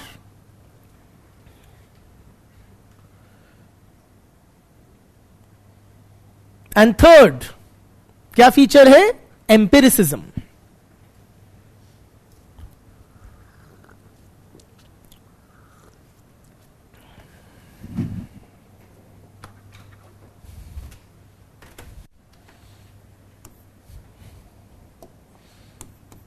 Humanism, realism, and empiricism.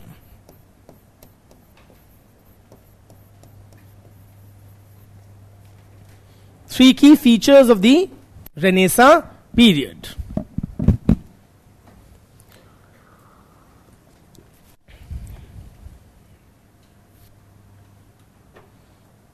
Empiricism means based on empirical evidence. ठीक? You've heard of Leonardo da Vinci? Why have we heard of him? Like in what context? Mona Lisa. He was a polymath in many ways, like an all-rounder, what we would call today, right? And he was also a scientist and a painter and a all-in-one. He used to, so he wanted to investigate the human body.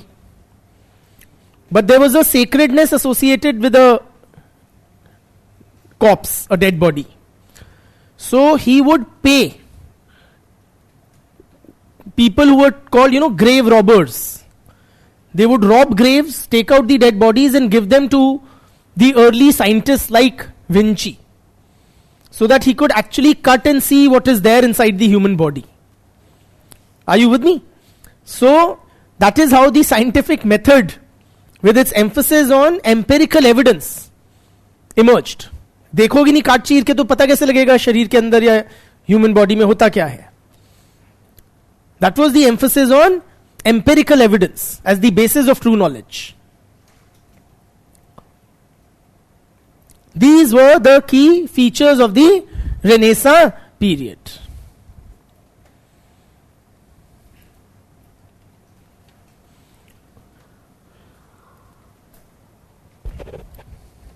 Now, when sociology emerged as a discipline many centuries later, or some centuries later, did it have any imprint of the Renaissance? What was the focus of attention of the discipline of sociology? Which relationships? Human relationships.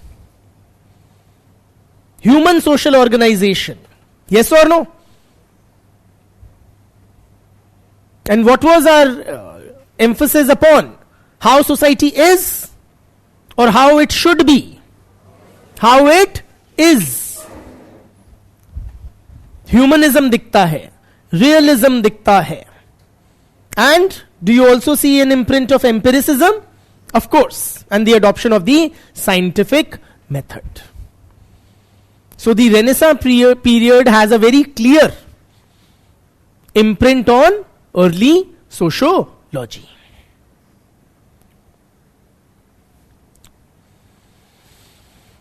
Whether it was the emphasis upon human relationships and seeing them as they are rather than as they ought to be, collection of empirical evidence and application of the scientific method, including mathematization, objective processing of data, all of it is a gain of the Renaissance period.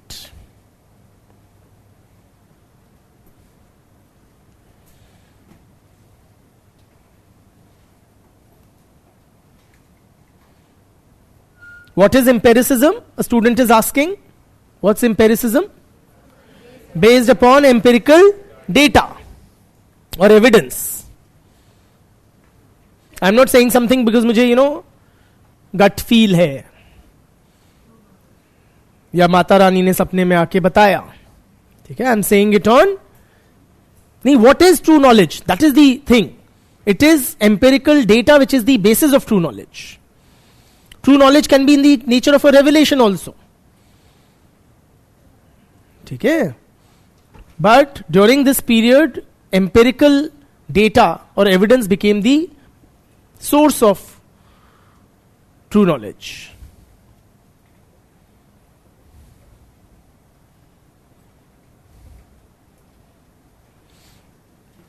ठीक?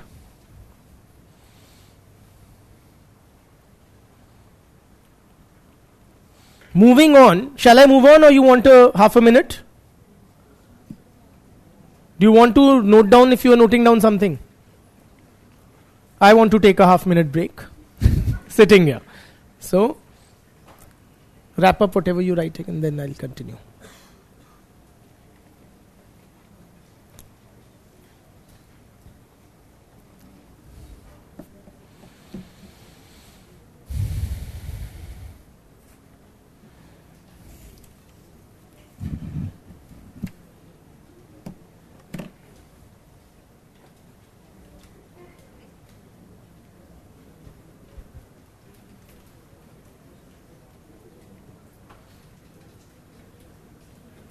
ज़्यादा ही free हो गए हो आप लोग. चलिए, let me engage you. So continuing, guys stop the cross talk, है ना? चलिए, continuing, we are done with the renaissance thing, right? You get a sense. We are not getting doing world history, so I am not getting too much into renaissance कहाँ था, क्यों था, क्या था, ठीक है? बट दिस थिंग इटली में centred था, यूरोप में हुआ था, art and culture, dance, drama, music में नाच गाना हो रहा था, और there was a lot of flowering of culture of sorts, ठीक है? And it had certain discernible characteristics such as humanism, empiricism and realism, which also got reflected in early sociology later on. ठीक है? Moving on to Enlightenment period. क्या था ये? Also known as the age of reason.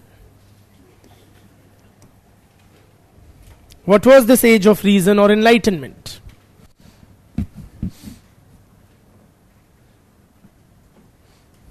बताइए, the boy with the बुलंद आवाज. What is enlightenment?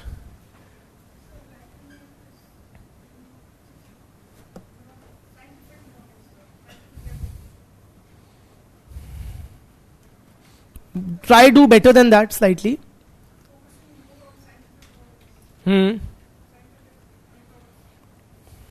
Okay, brother.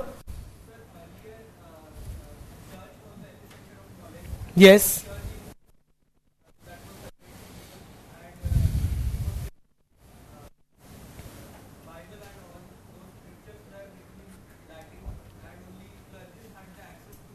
Scriptures were?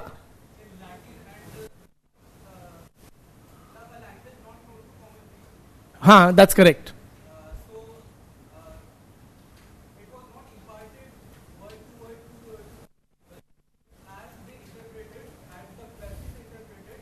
That's correct.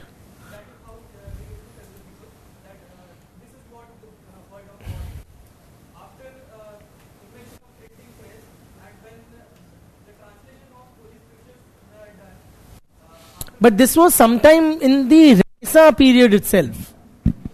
The Enlightenment, friends, Renaissance was basically a period of cultural flowering. Enlightenment was more a period of intellectual ferment. in Europe. During this period, some new philosophies were outlined which challenged the traditional systems. Are you with me? Immanuel Kant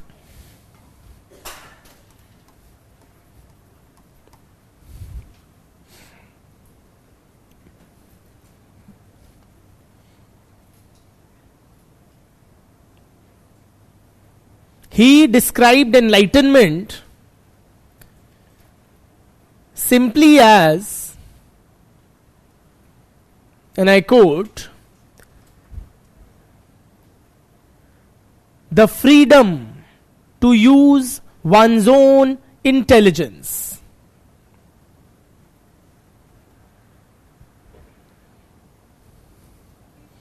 The freedom to use one's own intelligence. Immanuel Kant.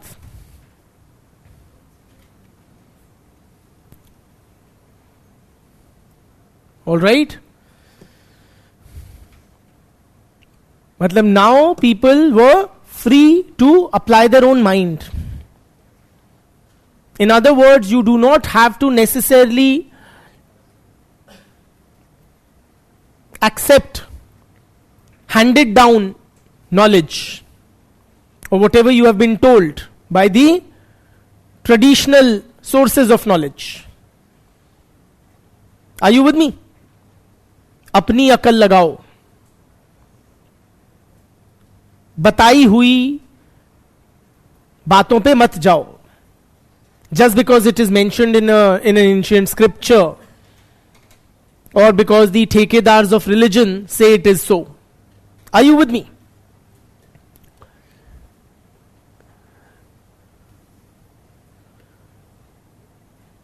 So the Enlightenment era intellectuals, they started applying their own mind, to borrow Kant's phrase, to analyze various social phenomena.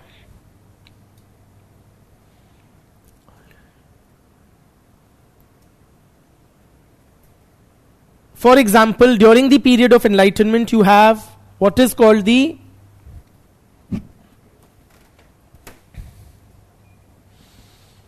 social contract theory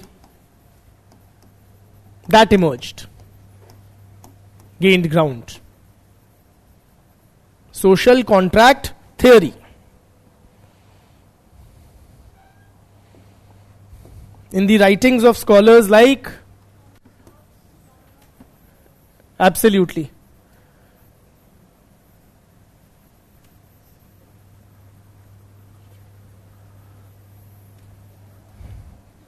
writings of scholars like Hobbes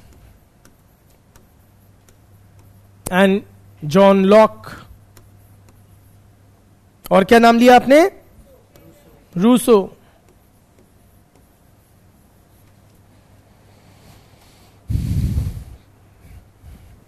They're all clubbed together as social contract theorists, though there are important differences in their writings. But for our purposes, this will suffice that they all gave some version of a social contract theory.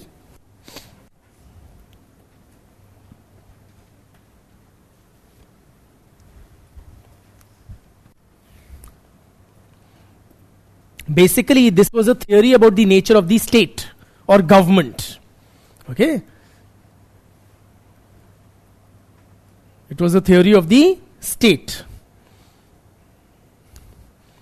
For instance, friends, Hobbes wrote the Leviathan. The Leviathan. Leviathan refers to a big and monstrous entity. ठीक है? A big and monstrous entity. Big and powerful entity. जैसे हिंदी में बोलेंगे किसी ऐसी entity को पूतना, है ना? To indicate something is very big and powerful and monstrous. So the Leviathan referred to the state. The government is this very big and powerful entity, right?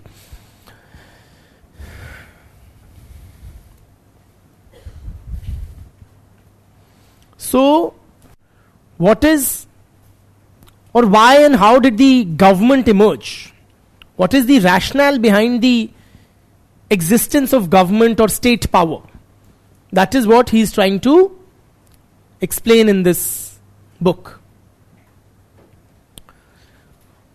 For this, these guys rely upon this concept of what they call the state of nature. State of nature. State of nature is what? Imagine a state of human existence before the emergence of government or any sort of authority or power. Okay, that is what they call state of nature. Long, long back when there was no government, no ruler. Are you with me? What is your sense? How was life of man in the state of nature? Before existence of any government, authority, tribal chief, whatever authority in any form. जीवन कैसा था जब कोई सरकार नहीं थी, कोई मोदी नहीं था, और whatever. Unpredictable था. Egalitarian था, she is saying. Huh? I hear somebody saying egalitarian था, brother. हाँ. Self governed थे लोग. Please raise your hands now so that I can put a face. There were more crimes. People were fighting because there is no sarkar. Self-sufficient. Khujli. Yes? Dominance of caste. No. No, you've misread the situation. It is basically, a long back in human history when there were no, whatever you want to call them, like, there were no power, wielders of power. Huh? Yes. Conflicts. Absolutely. So you guys are on the right track. According to Hobbes, life of man in the state of nature.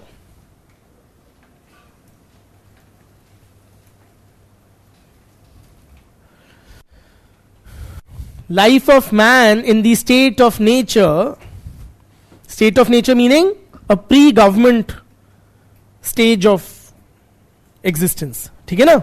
Life of man in the state of nature was solitary, poor, nasty, brutish, and short. Life of man in the state of nature was solitary, poor, nasty, brutish, and short. Well, it was not a nice situation to be in, simply.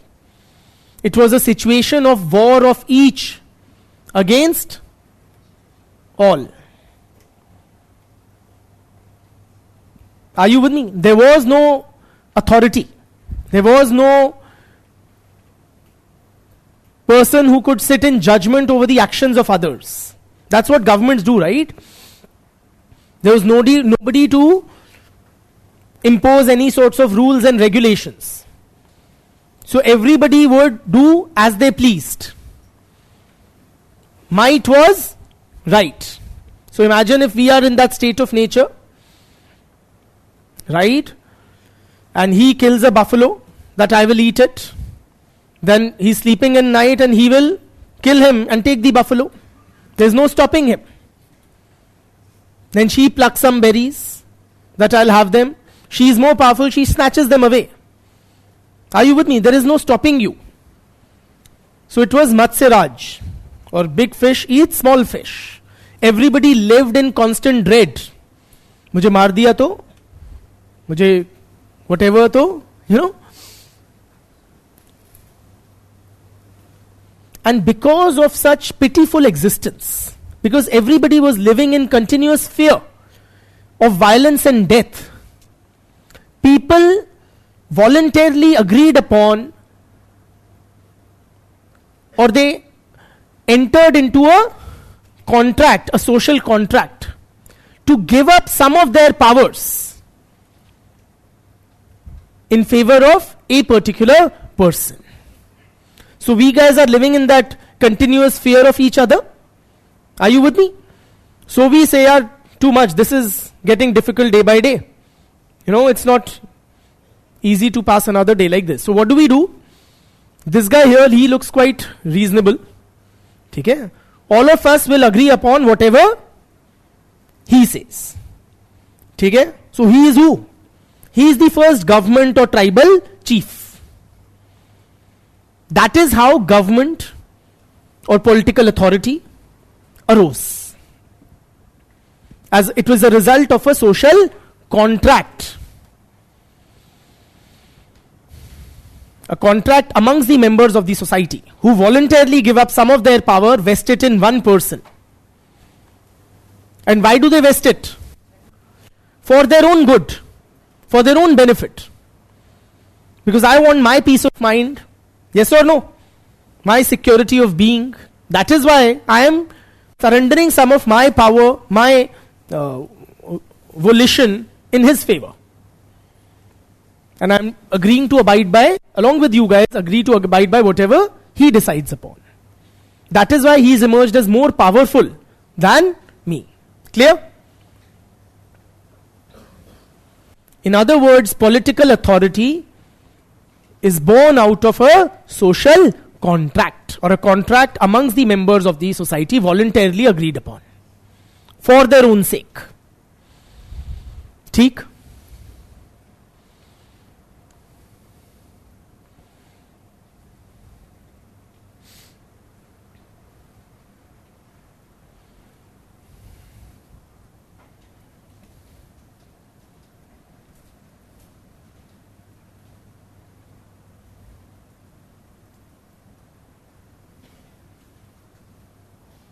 Now this social contract theory, may I continue if you're done writing?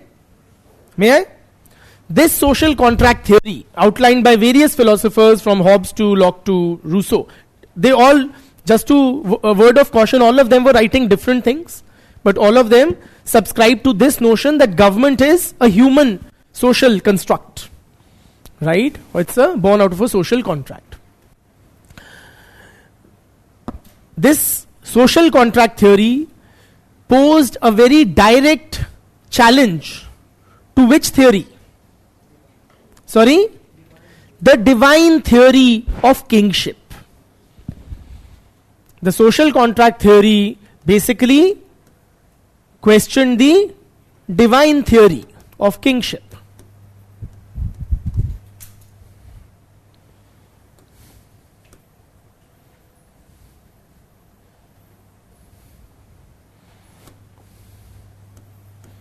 Not kinship, kingship. In other words, lot of the monarchs justified their rule as born out of divine sanction. भगवान ने हमें नियुक्त किया है, या हम खुद ही भगवान हैं, या उसके वंशज हैं, something of the sort. That's what the kings would claim. So they sought the legitimacy of their rule in divine sanction. Right? But these guys said what? What is the source of political authority? It is no divine sanction. Political authority is simply a result of a social contract. We human beings, sometime in the past, would have surrendered some of our powers in favor of one. So it's a human institution created by human beings. Are you with me? That is why it became possible for the French Revolution to take place. For the revolutionaries to challenge the authority of the monarch, the long reigning monarch or dynasty. Yes or no? Now, given that people have entered into a social contract, right? So we have appointed him, surrendered some of our authority long back in his favor, because he appears to be a reasonable guy. And we are doing it for whose good? His good or our good? Our own good. But if this guy is not up to the mark, he is incompetent, then what? What is the corollary? Then we can remove him. and in his place we can vest that authority in the other guy. Are you with me? Since we only had vested our power in him for our own sake, if we are not benefiting from his rule and etc., then we can take it back from him and trust another guy with it. In other words, this social contract theory provided the ideological basis for which form of government? Democratic and republican form of government. Yes or no? That this is what democracies do. You trust one guy with power. So if we've now trusted Modi ji with our power, we guys have elected him with the power of our vote. That is why Modi ji has all that power, no? Because he has so many votes, people vying for him. Yes or no? And if we find him incompetent, what do? We, during the next elections, Bhagwan na kare, we appoint Rahul Gandhi. ठीक है? Elect, not appoint, but elect Rahul Gandhi. ठीक है? So the social contract theory provided the intellectual basis to challenge monarchical form of government and in its place provided an alternative of democratic and republican form of government.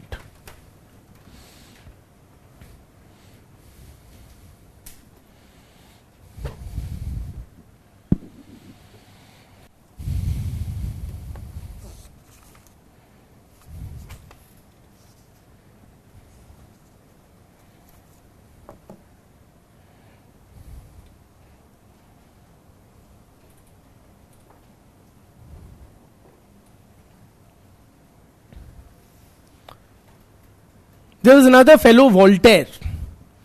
Okay? वो व्यंग्य में लिखते थे. मतलब he would write in, what's व्यंग्य in English? Satire, kind of satire. ठीक है? Satirical writings or कटाक्ष and व्यंग्य से भरी हुई. What's कटाक्ष? Irony and satire, yeah. So Voltaire wrote that, if there were no God, the ruling classes would create one. If there were no God, the ruling classes would create one. अगर भगवान नहीं है, तो सत्ताधारी बना देंगे. Meaning what? Basically suggesting what? That this whole notion of God or that organized religion serves whose interests?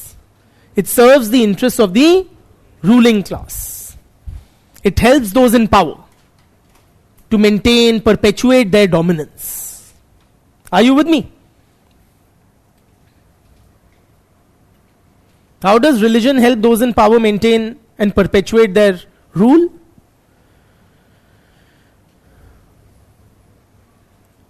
We'll discuss at length later. Okay, but similar view is found in the writings of who? Later on, Karl Marx, who says religion is the opium of the people. अभी 2024 जनवरी में राम मंदिर बनेगा, देख लेना उसका direct नतीजा. Yes or no? Marxist, this thing is more nuanced than that, but point is that religion helps those in power to keep the masses in a state of, numbness of sorts. Are you with me?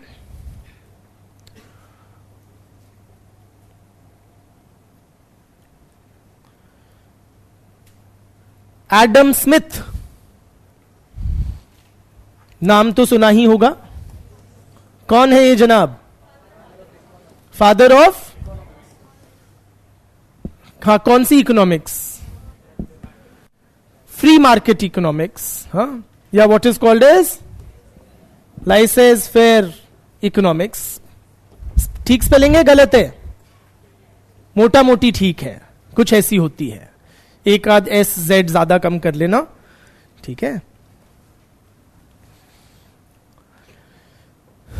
Licence fair और free market economics.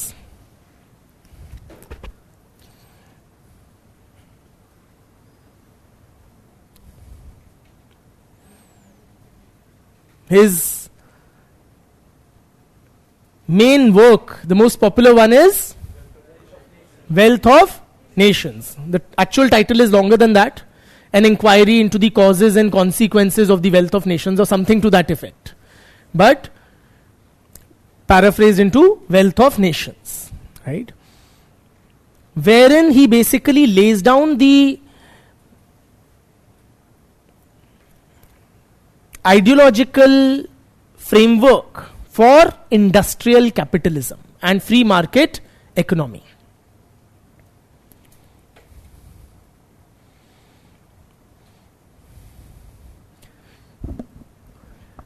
What does he say? Let us try to appreciate Adam Smith.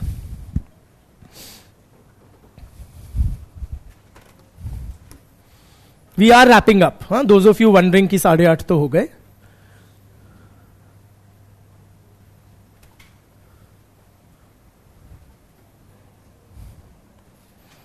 So Smith, just write down a sentence that will capture his philosophy.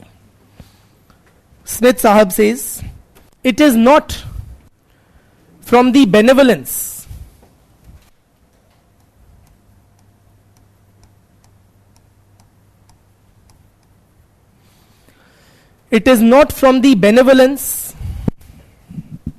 of the baker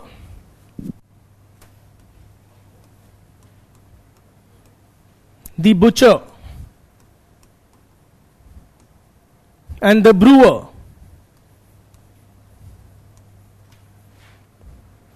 it is not from the benevolence of the baker, the butcher and the brewer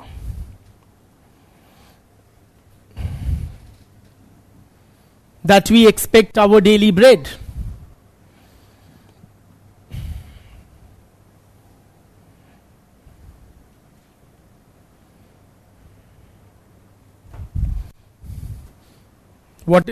It's an incomplete sentence. What are we saying? Benevolence means large-heartedness, udarta, generosity, okay?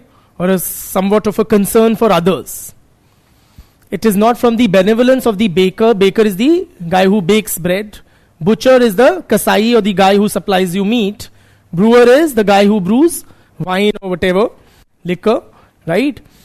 So it is not from their generosity or large-heartedness that you expect your daily dinner. You guys are studying in Delhi.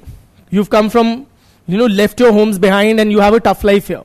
You would have a lot of grocery store owners supplying you things at the doorstep, or the Zomato guy delivering you at the doorstep.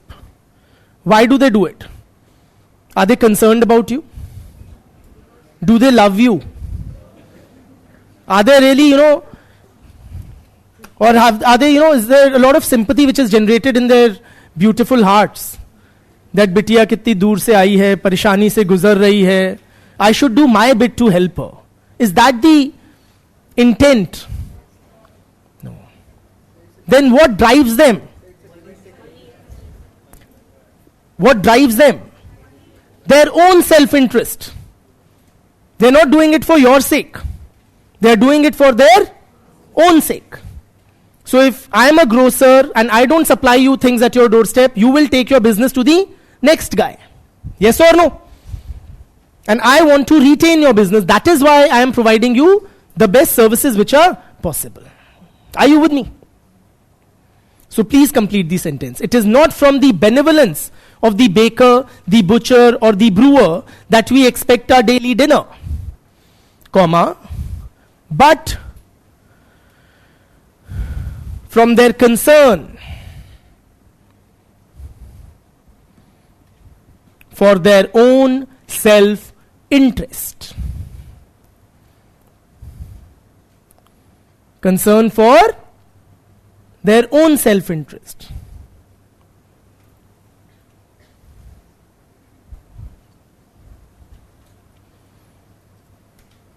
In other words, friends, being self-interested, being selfish, thinking for one's own self, is it good or is it bad? It's good. Greed is good. Why is it bad? Please appreciate. if each of us is very, very self-interested, we anyways are. But earlier, prior to Smith's writings, self-interest was looked down upon, frowned upon. Mean banda. Yes or no? But the greater good is served if each of us operates according to our self-interest. Please appreciate.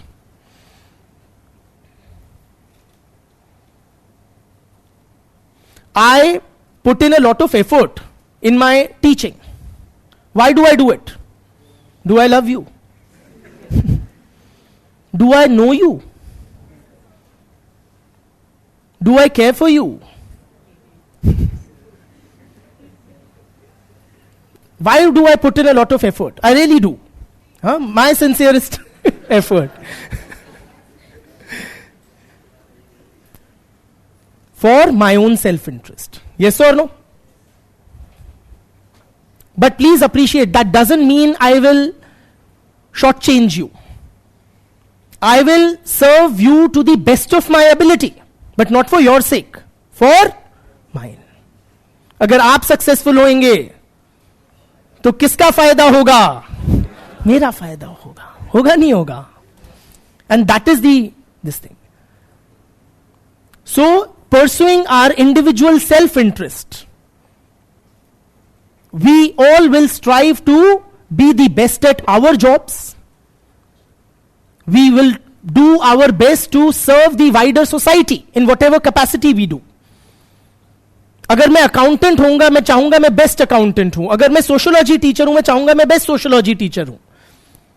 Are you with me? अगर मैं IT engineer या coder होऊंगा, मैं चाहूंगा मैं best coder हूं. उससे फायदा किसका होगा? खुद का तो होगा ही होगा, इन दी प्रोसेस समाज का भी होगा. Grid is good.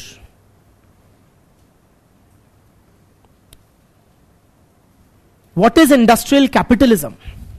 What is the underlying motive of all economic activity in industrial capitalism? It is profit. Profit for whose sake? My profit, not yours. My profit. Yes or no? And that is not morally, that is not socially harmful or bad. It is acceptable. किसने बताया हमें? Shri Adam Smith ने. The invisible hand of the market forces of demand and supply will ensure that the resources of the society are most optimally utilized. Governments should not intervene too much.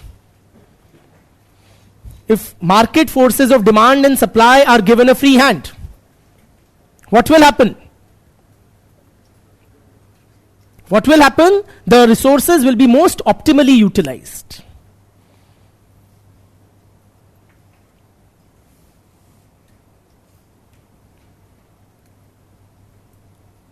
So self-interest, industrial capitalist economy works on the basis of the pursuit of self-interest. The legitimacy to self-interest was provided by the writings of Adam Smith.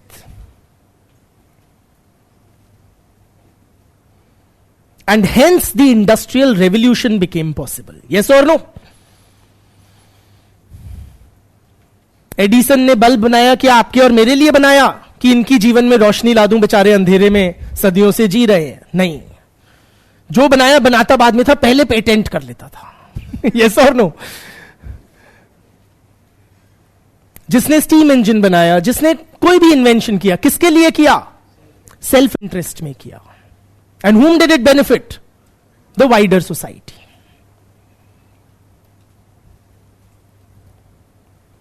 That is how, friends, the Enlightenment era writings, philosophies, created a new intellectual framework